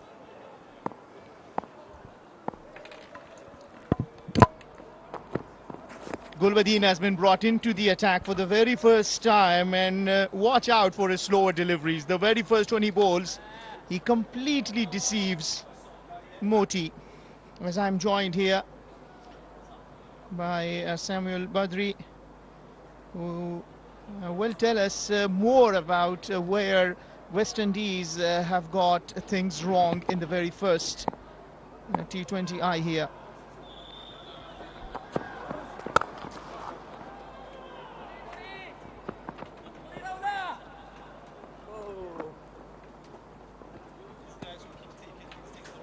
Well, the game is not over, of course, but when you look at the equation, 70 required of 22 deliveries, you will give Afghanistan the edge. And they were brilliant today. Clinical with the bat, needed runs in the middle order. That big partnership really gave them the stability. And then with the ball, absolutely clinical. This will run down to the boundary. A welcome boundary from West Indies.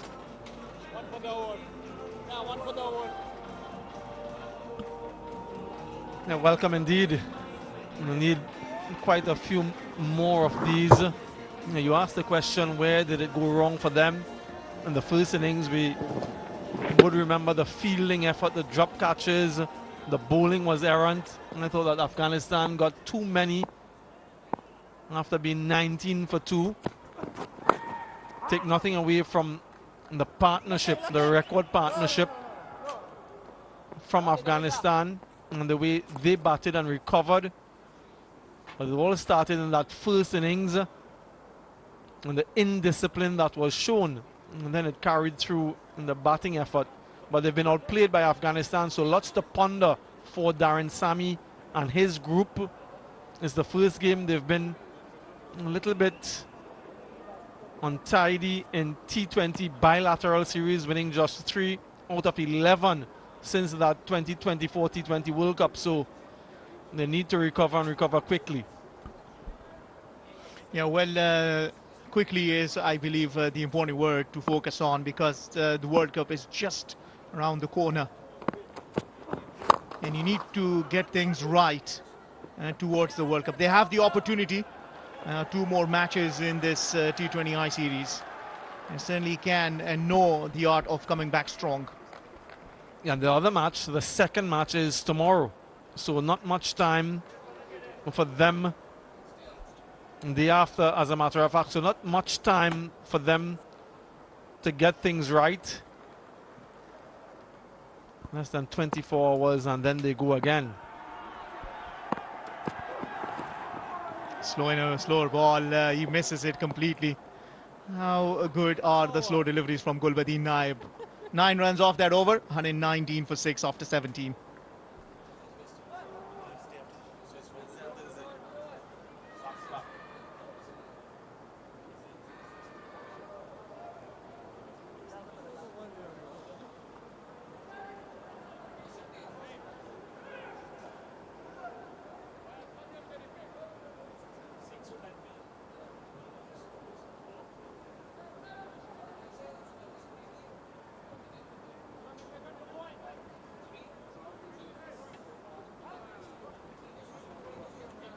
Yeah, well, they will at least have one day to regroup and look at where things haven't gone right. Of course, fielding has been a big area of concern. You cannot drop catches. It's very simple. Hold the catch, hold the match. You had held on to those catches. Maybe Afghanistan would have been 10-15 run short. You can't confirm for sure, but you think with the new batters out in the middle would have been difficult hitting as comfortably as Ibrahim Zadran smashed those 2 sixes in the last over.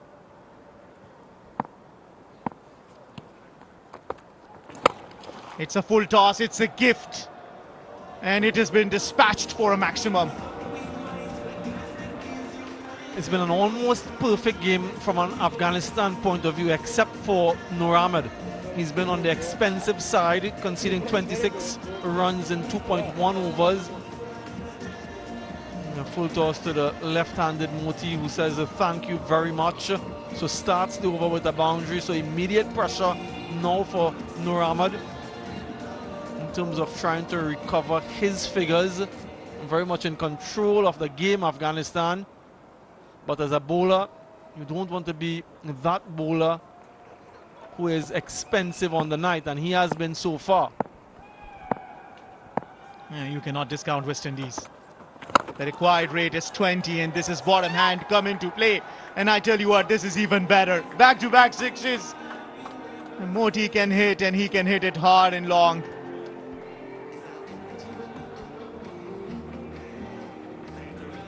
Seven sixes for the West Indies in this innings.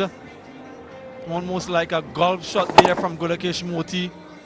That bottom hand getting into the act, and some real wrist movement. A lot of height, some distance as well. His wrist along to 27 from 13, so a little bit of a discussion as they try to recover the ball, retrieve the ball. He's been off color today. I mentioned that he's been the leading wicket taker in this format in the last 2 years. He's wicketless so far and very expensive. And one thing you always hear is the commentator's curse. Someone has jinxed him, maybe. Was that you talking about him? I think I heard you. Look at that, 2 back-to-back sixes. That should give some hope to the West Indies fans. And look, you cannot discount them. It's 51 required of 16 deliveries. But the required run rate has fallen under 20 after the last 2 big blows.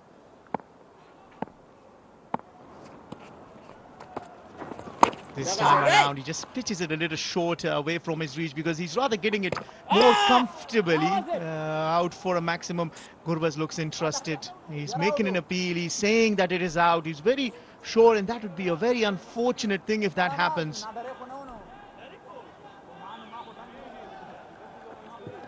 And they've gone for some sort of television assistance. From where I'm perched, I think he was in, but you never can tell. So they just want some reassurance in terms of the decision. Yeah, well, Nabi was laughing and smiling, probably thinking that he was in. Usually the wicket keepers are a little animated, are they not? You know what? I heard the best sound later after hitting the wicket. Let's have a look. Yeah, forward movement. Absolutely right. But I don't know where Gurbaz is looking. Very adamant. He was like, yes, he is not made his ground. And the smile from Nabi said otherwise. Yeah, well, not out it is. It probably was a bit of a distraction, is it? This time, new batter in the air, fielder running in and settles underneath that. Darvesh Rasooli takes another brilliant catch down at the deep. And an over where Noor was smashed for 2 sixes, when Matthew Ford comes onto the strike, doesn't get the connection right and loses his wicket. This is his 3rd catch tonight, hitting towards the deeper pocket there, Matthew Ford. Not getting the distance. And a wicket finally for Nur Ahmed, who's been very expensive. Yeah, that reaction says quite a lot. 25 of 21 for Matthew Ford, 132 for 7.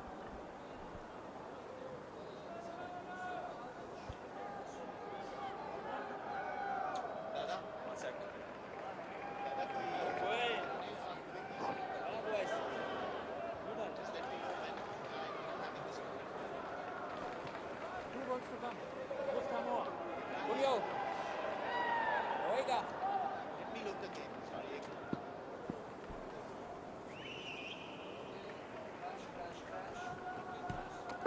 Nur Ahmed gets the wicket and he gets his length right as well. Last three deliveries, when you see, he's actually pulled his length a little bit.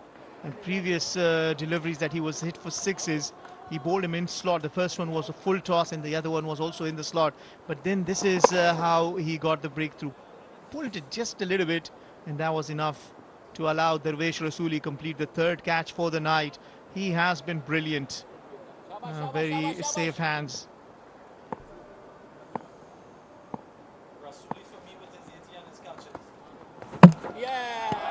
He's bowled him. A good comeback in this over for Nur Ahmed Lakhanwal. You can't rule him out, can you?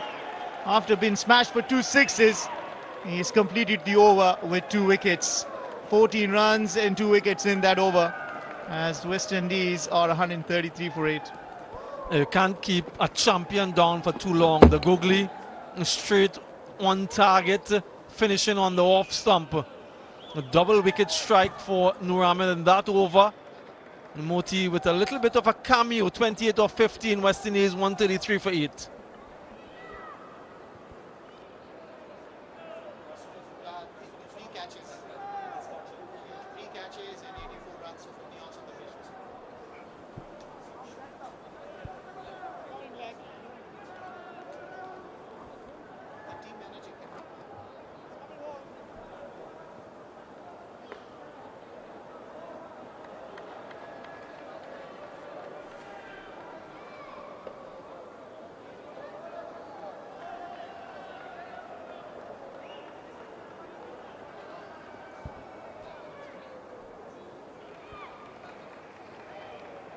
Well, 49 runs required of 12 deliveries as Kerry Peer comes out into the middle.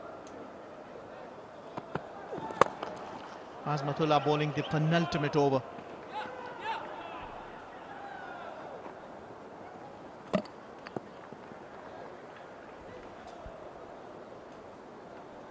Wonderful start for Afghanistan in this series.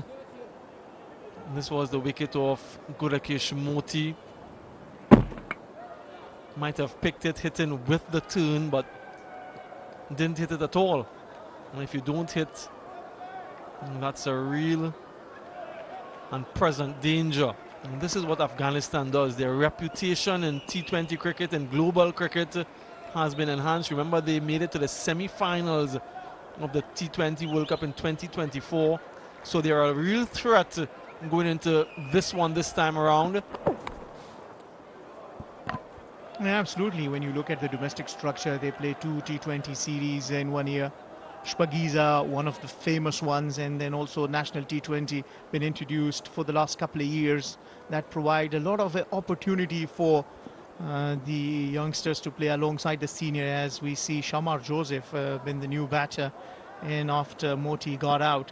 So on the back of a lot of practice back at home in the domestic cricket.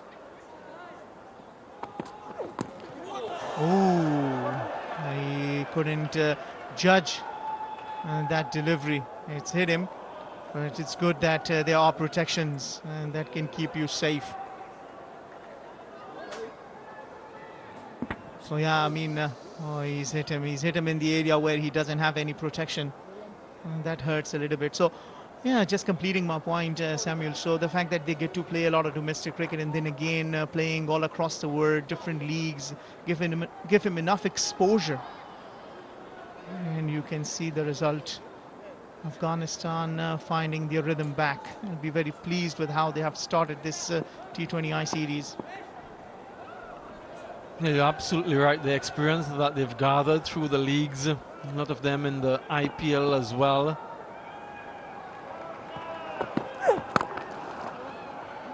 High quality cricket against high quality oppositions, and then spending time in the same dressing room with other international players, you learn quite a bit. So on the field of play, off the field of play as well, the preparation, the planning, all of those things, and they've put that together quite nicely, well led by Rashid Khan, who plays with such passion and pride representing his country and really demanding that sort of response from his players as well. If they can get their batting together, which they've done today on a more consistent basis, then they're a clear and present danger for all other teams.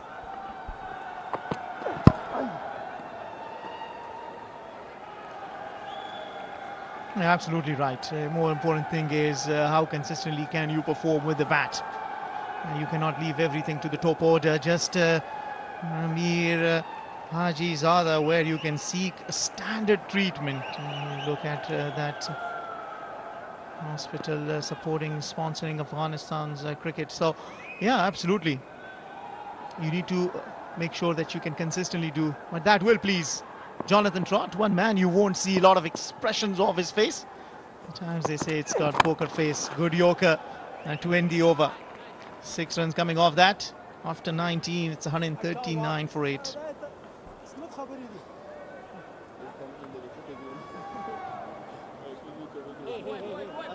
Quick.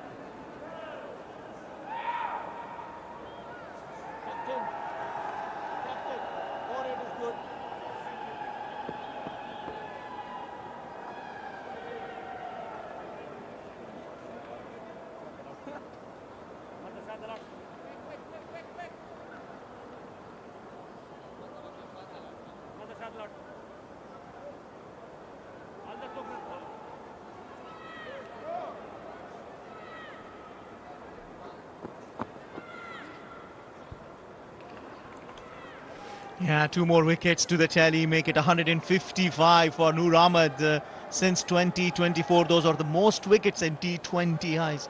Akil Hussain in T20s. Akil Hussain right after him is 138. Rashid Khan third on the list. But the luxury is that among the top 5 in the T20s in the last 2 years, you see 3 of them are from Afghanistan. I was looking forward to see Akil Hussain, Samuel. He bowls really well with the new ball. One to watch out for, certainly. He's been performing all around. Yeah, unavailable for this series with other commitments, but no doubt would feature in that World Cup squad when it is named. He's been such a phenomenal performer for the team, particularly with the new ball in the power play. So he'll have that role in that World Cup.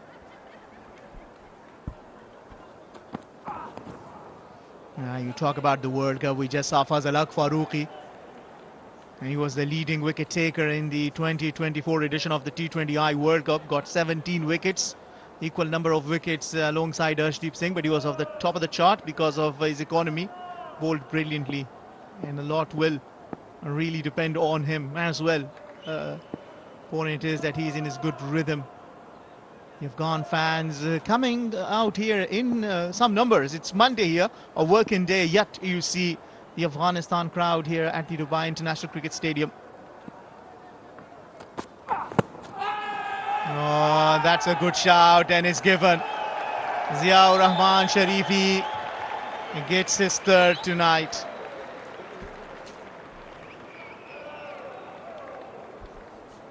Full and straight. And that's what you want to do at this stage of the innings to the lower order. More often than not, they're swinging, and once they miss a real opportunity for the LBW or the bowl, this time it was the former. Missed it completely, Kari Pierre, and another wicket. He's been in and amongst the wicket. Sharifi, another one for him. Pierre goes for 3, 140 for 9.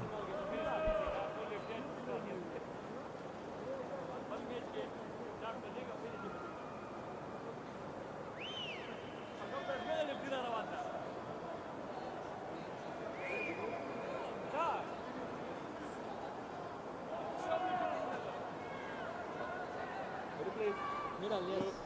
3 to come. Right arm over.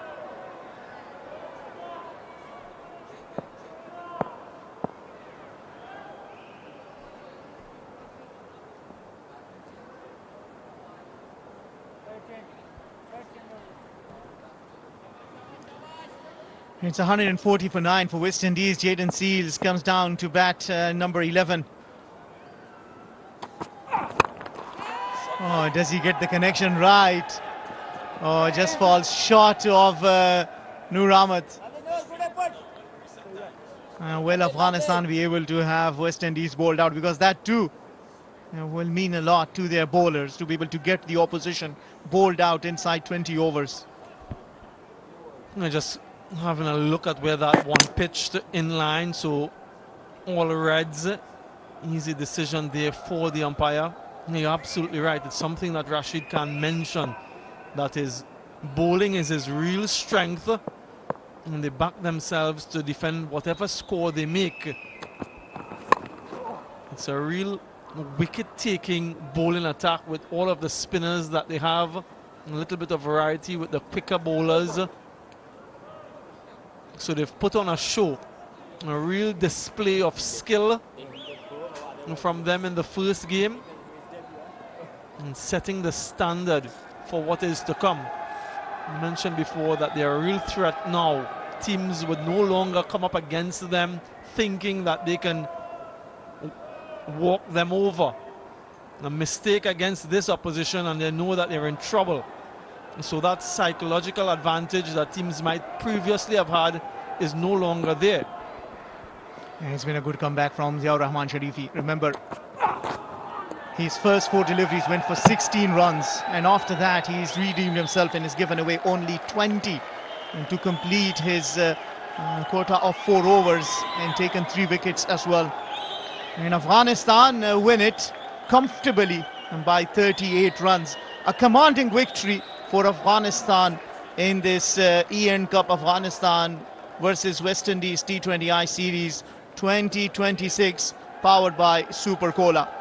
And Darren Sammy will have a lot of thinking to do after the first match. They certainly have a day to regroup and think where things didn't go right. Yeah, congratulations to Afghanistan. A comfortable win. West Indies still winless at this venue. In 5 matches now, they've lost all 5.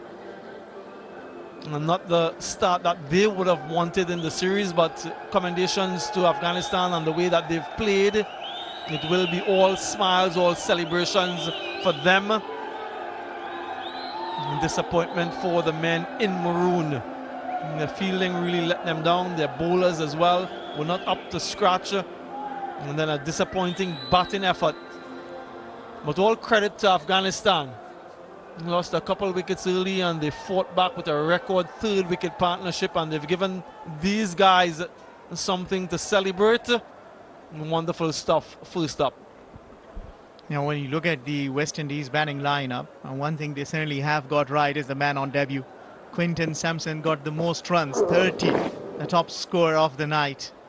It was just a little far from the stumps. Would have been curtains. It would have been all 10 wickets out. Ziaur Sharifi just telling himself that he just missed his mark by a small margin. Happy faces, and why not? This has been the 4th win on the trot for Afghanistan. After the Zimbabwe series, they completed 3-0, starting off this one with the victory. Rashid Khan leading the way. Skipper was phenomenal with the ball. He's only a few wickets shy of reaching that glorious number. 700 T20 wickets. Shake hand. It's been a good night for Afghanistan. In all departments, they outplayed the West Indies. I was particularly impressed with the way they recovered after losing those 2 early wickets. Rasooli was mightily impressive in his innings, along with Zadran. So they're showing that composure and situational awareness in this format, and they'll want that to continue. It's all about getting the preparations right, giving yourself and your team that confidence, knowing that you can recover despite the situation.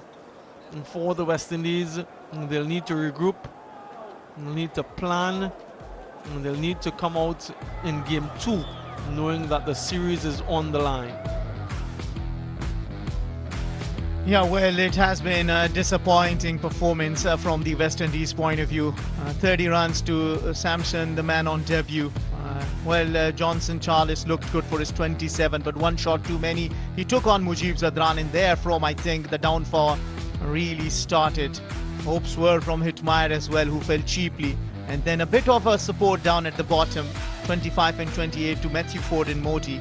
But getting to 182 was always a little tough, especially losing early wickets. Yeah, for Afghanistan, 6 wickets to the spinners.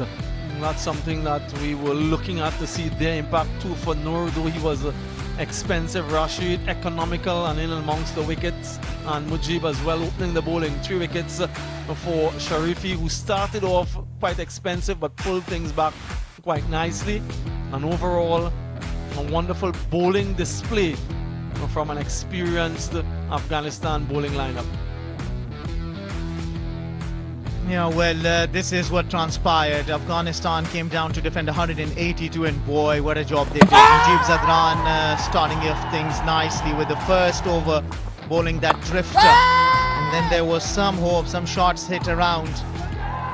Especially that over 16 runs of the first 4 deliveries. Johnson Charles took him on. Ziaur Rahman Sharifi when he came to bowl that over number 5, but then Evan Lewis just hitting that one shot. You'll ask, maybe it was not necessary. 16 had already come in that over and lost the wicket. And then Johnson Charles taking on Mujib Zadran, who came to bowl his 3rd over and got that out. You can't keep Rashid Khan out of wickets. Got the important scalp of Hitmire. And then he got another, trying to sweep, and once you miss it, that's a real probability. Quinton Samson showed his power, striking some lusty blows along with Matthew Ford. There was a little bit of a recovery. The partnership was building, but they needed this partnership to go on for a long time. Samson with the long handle, trying to go for another maximum thin edge through to the wicket keeper. Another wicket for Sharifi. Matthew Ford continued to find the boundaries along with Gudakesh Moti, who played some useful strokes on the back end of the innings, thumping a 6 there of Noor Ahmad, and then another one, so a couple consecutive 6s. But then Noor Ahmad struck back, a double wicket strike in this particular over. First it was Matthew Ford, and then Gudakesh Moti, and the writing was on the wall for the West Indies. Yeah, it was a good comeback from Noor Ahmad as well. As you rightly called it, you can't keep the champion out of the contest for long. But Ziaur Rahman Sharifi, I believe the night belonged to him as well. And coming in to replace Naveen Haq, and the way he redeemed himself. Gave away only 20 in the remaining 3.2 overs and took 3 wickets.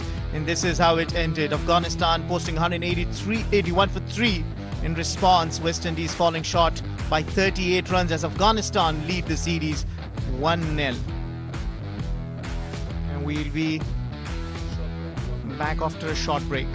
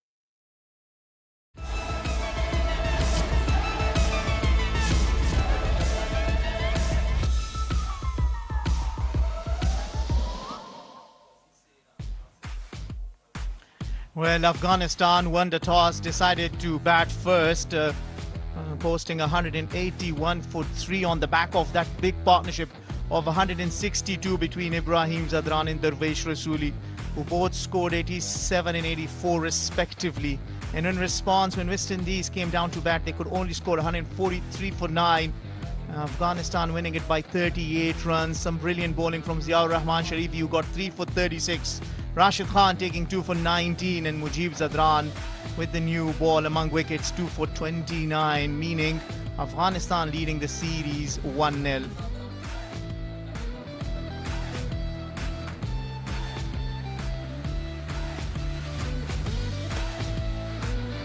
And it's always a joy watching Ibrahim Zadran bat. He is absolutely pleasant to the eyes. Once again, he's scored a brilliant 87. That is his personal highest, individual highest scores. And look at the shots that he plays. Every shot is just a statement. Smashed 8 fours and 3 sixes for his brilliant 87 of 56.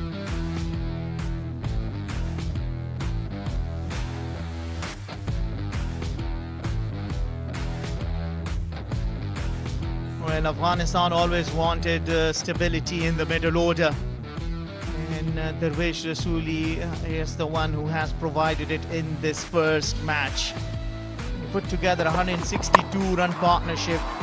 When he started off things with the shots. His shot selection, his timing has absolutely been phenomenal. He's got the power, and on the back of that, he smashed 8 fours and 2 sixes to get his individual best of 84 of 59 deliveries.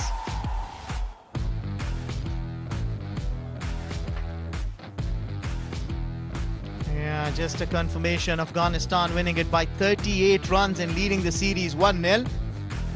Courtesy brilliant batting from Ibrahim Zadran and Darvesh Rasooli, but equally well bowled by Ziaur Rahman Sharifi and the 2 spinners from Afghanistan, Rashid Khan and Mujib Zadran.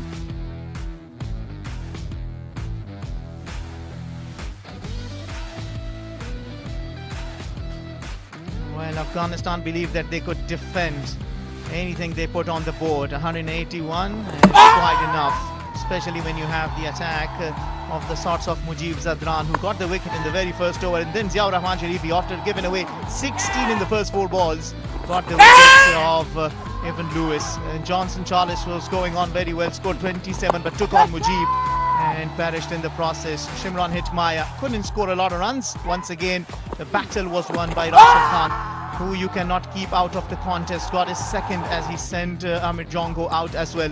Ziaur Rahman came back into the attack and took the wicket of the debutant Samson, who nicked it to the wicketkeeper. And then there was a bit of a hope, a little bit of a partnership, but then Noor Ahmad, after being hit for 2 sixes, came back strong and sent both the batters out. Redeemed himself as well. Ziaur Rahman Sharifi got that plump right in front of wickets as West Indies lost 9 wickets, going after 182 tonight. Could only score 143.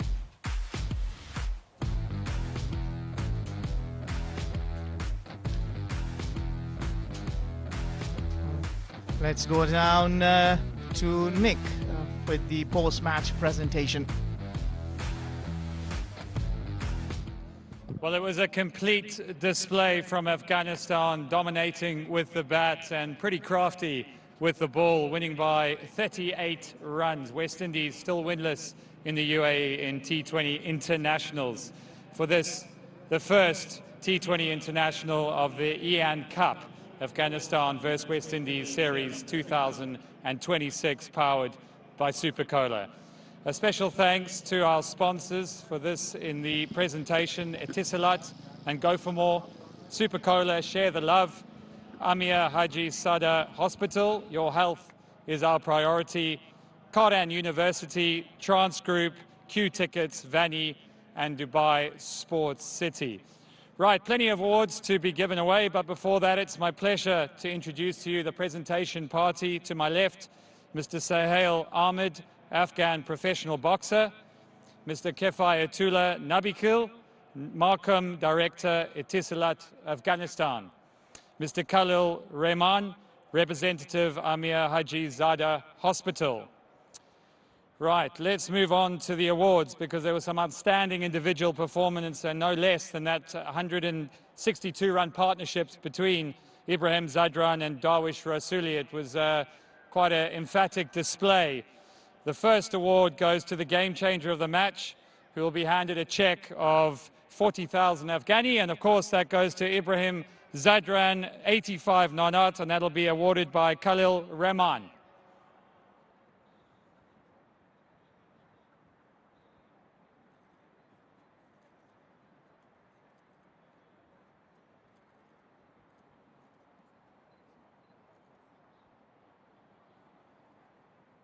Right, the second award goes to the player of the match. And, well, no surprises there. That goes to Darwish Rasooli for his brilliant 84 or 59 and 3 catches. Favoured the leg side, played some unbelievable shots, and he'll receive a cheque for 50,000 Afghani to be awarded by Kefayatullah Nabakhil.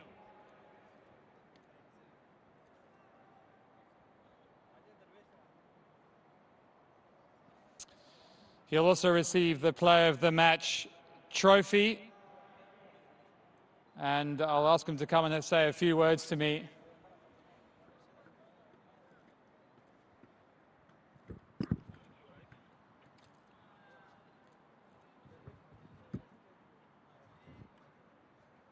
Darwish, well played.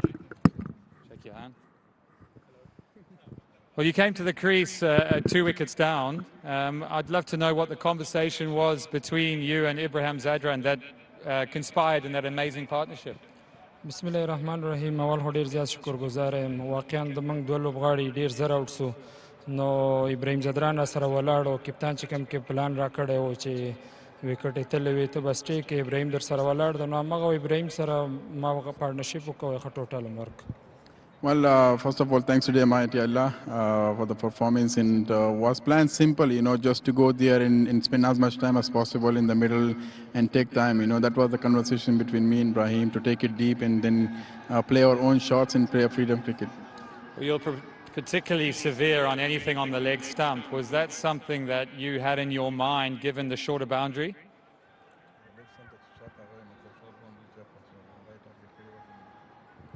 و نه بس هغه و چې ما خپل گیم وکړو تا چې کوم پلان را کړی و چې خپل کوم گیم دی د هغه وکړه نو ما خپل گیم وکړه همغه و چې برز مې وکړو. Well, to be honest, I haven't had that in the mind much. I just tried play my natural game in how I am. That's what I had in the mind, just to play my own shots, and if I get there, I try to hit it. It's a big boundary, a small boundary. Obviously, a big World Cup coming up. You must be really pleased with the way you played tonight. و ان شاء الله ولا لوبه ولا نو او ټول افغانستان ته د مبارکي کوشش کوو د راتلونکي لوبې هم ښې وکړو ورلد کپ دپاره پوره پرپیرس.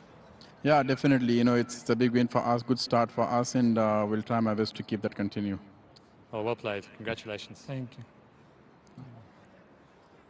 Shall I stay? Right. We're going to now call up the losing captain of tonight, Brandon King.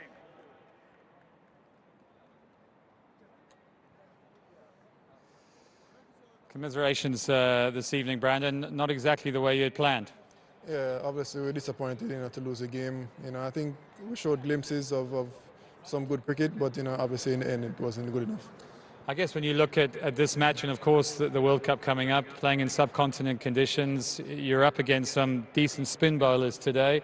You've got a day off tomorrow. Is that something that you might talk about coming back for the remainder of the series? Yeah, obviously it's something we want to improve on, and Afghanistan is a team that has, quite a few good spinners. So we will talk about it on the day off, obviously, when we review the game, and looking to improve in the next game. Okay, and in terms of your own tactics back in the captain's seat, how did you find it out there this evening? Yeah, I enjoyed it, to be honest, and I think, our bowlers overall didn't do too badly. As I said, in patches we did well, but not in consistent basis enough to restrict them to a lower total. Thanks, mate. Enjoy the day off tomorrow. We'll see you on Wednesday. Thank you. Right, for now, the winning captain, Rashid Khan. Rashid, well done. I suppose everything went to plan there. In terms of the toss, let's go back to that. I mean, the trend is normally to have a bat second. You decided to bat first. What were your reasons for that? Well, I feel like, the bowling unit we have, I think runs on the board, that's something which gives us the best opportunity that the batter go after you from the beginning, and that's something which we had in the mind, put good runs on the board, and then the spinners we have, it just make sure like we keep hitting the right area. Not much think about bat first, bat second. I feel like as long we are bringing our best skills into the game, I think that's something which should and decide the game which way it goes. But that was the kind of mindset for everyone, like just go there, bring your skills in, let's see who wins. Still good to see you.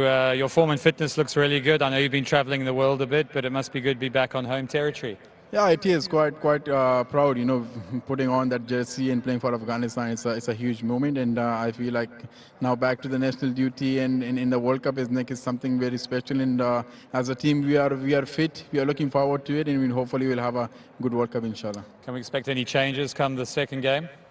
Well, it's a different question, but I feel like it's something which we want to go with the proper playing 11, good combination, what will be the best for us in India, which helps us. And I feel like these 3 games are good opportunity for us to think about it, but I feel we go with the same mindset and energy is going to be the same, yeah. Don't change your winning team. Have a good day off tomorrow. Thank you so much.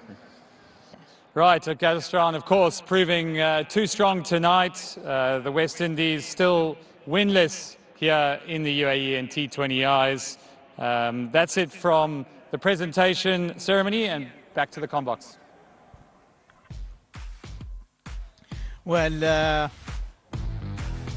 you need to stay tuned, all right? So we just have gone through the first match. The second T20I is going to be on the 21st January, and we will see you then there, and the third will be on the 22nd January.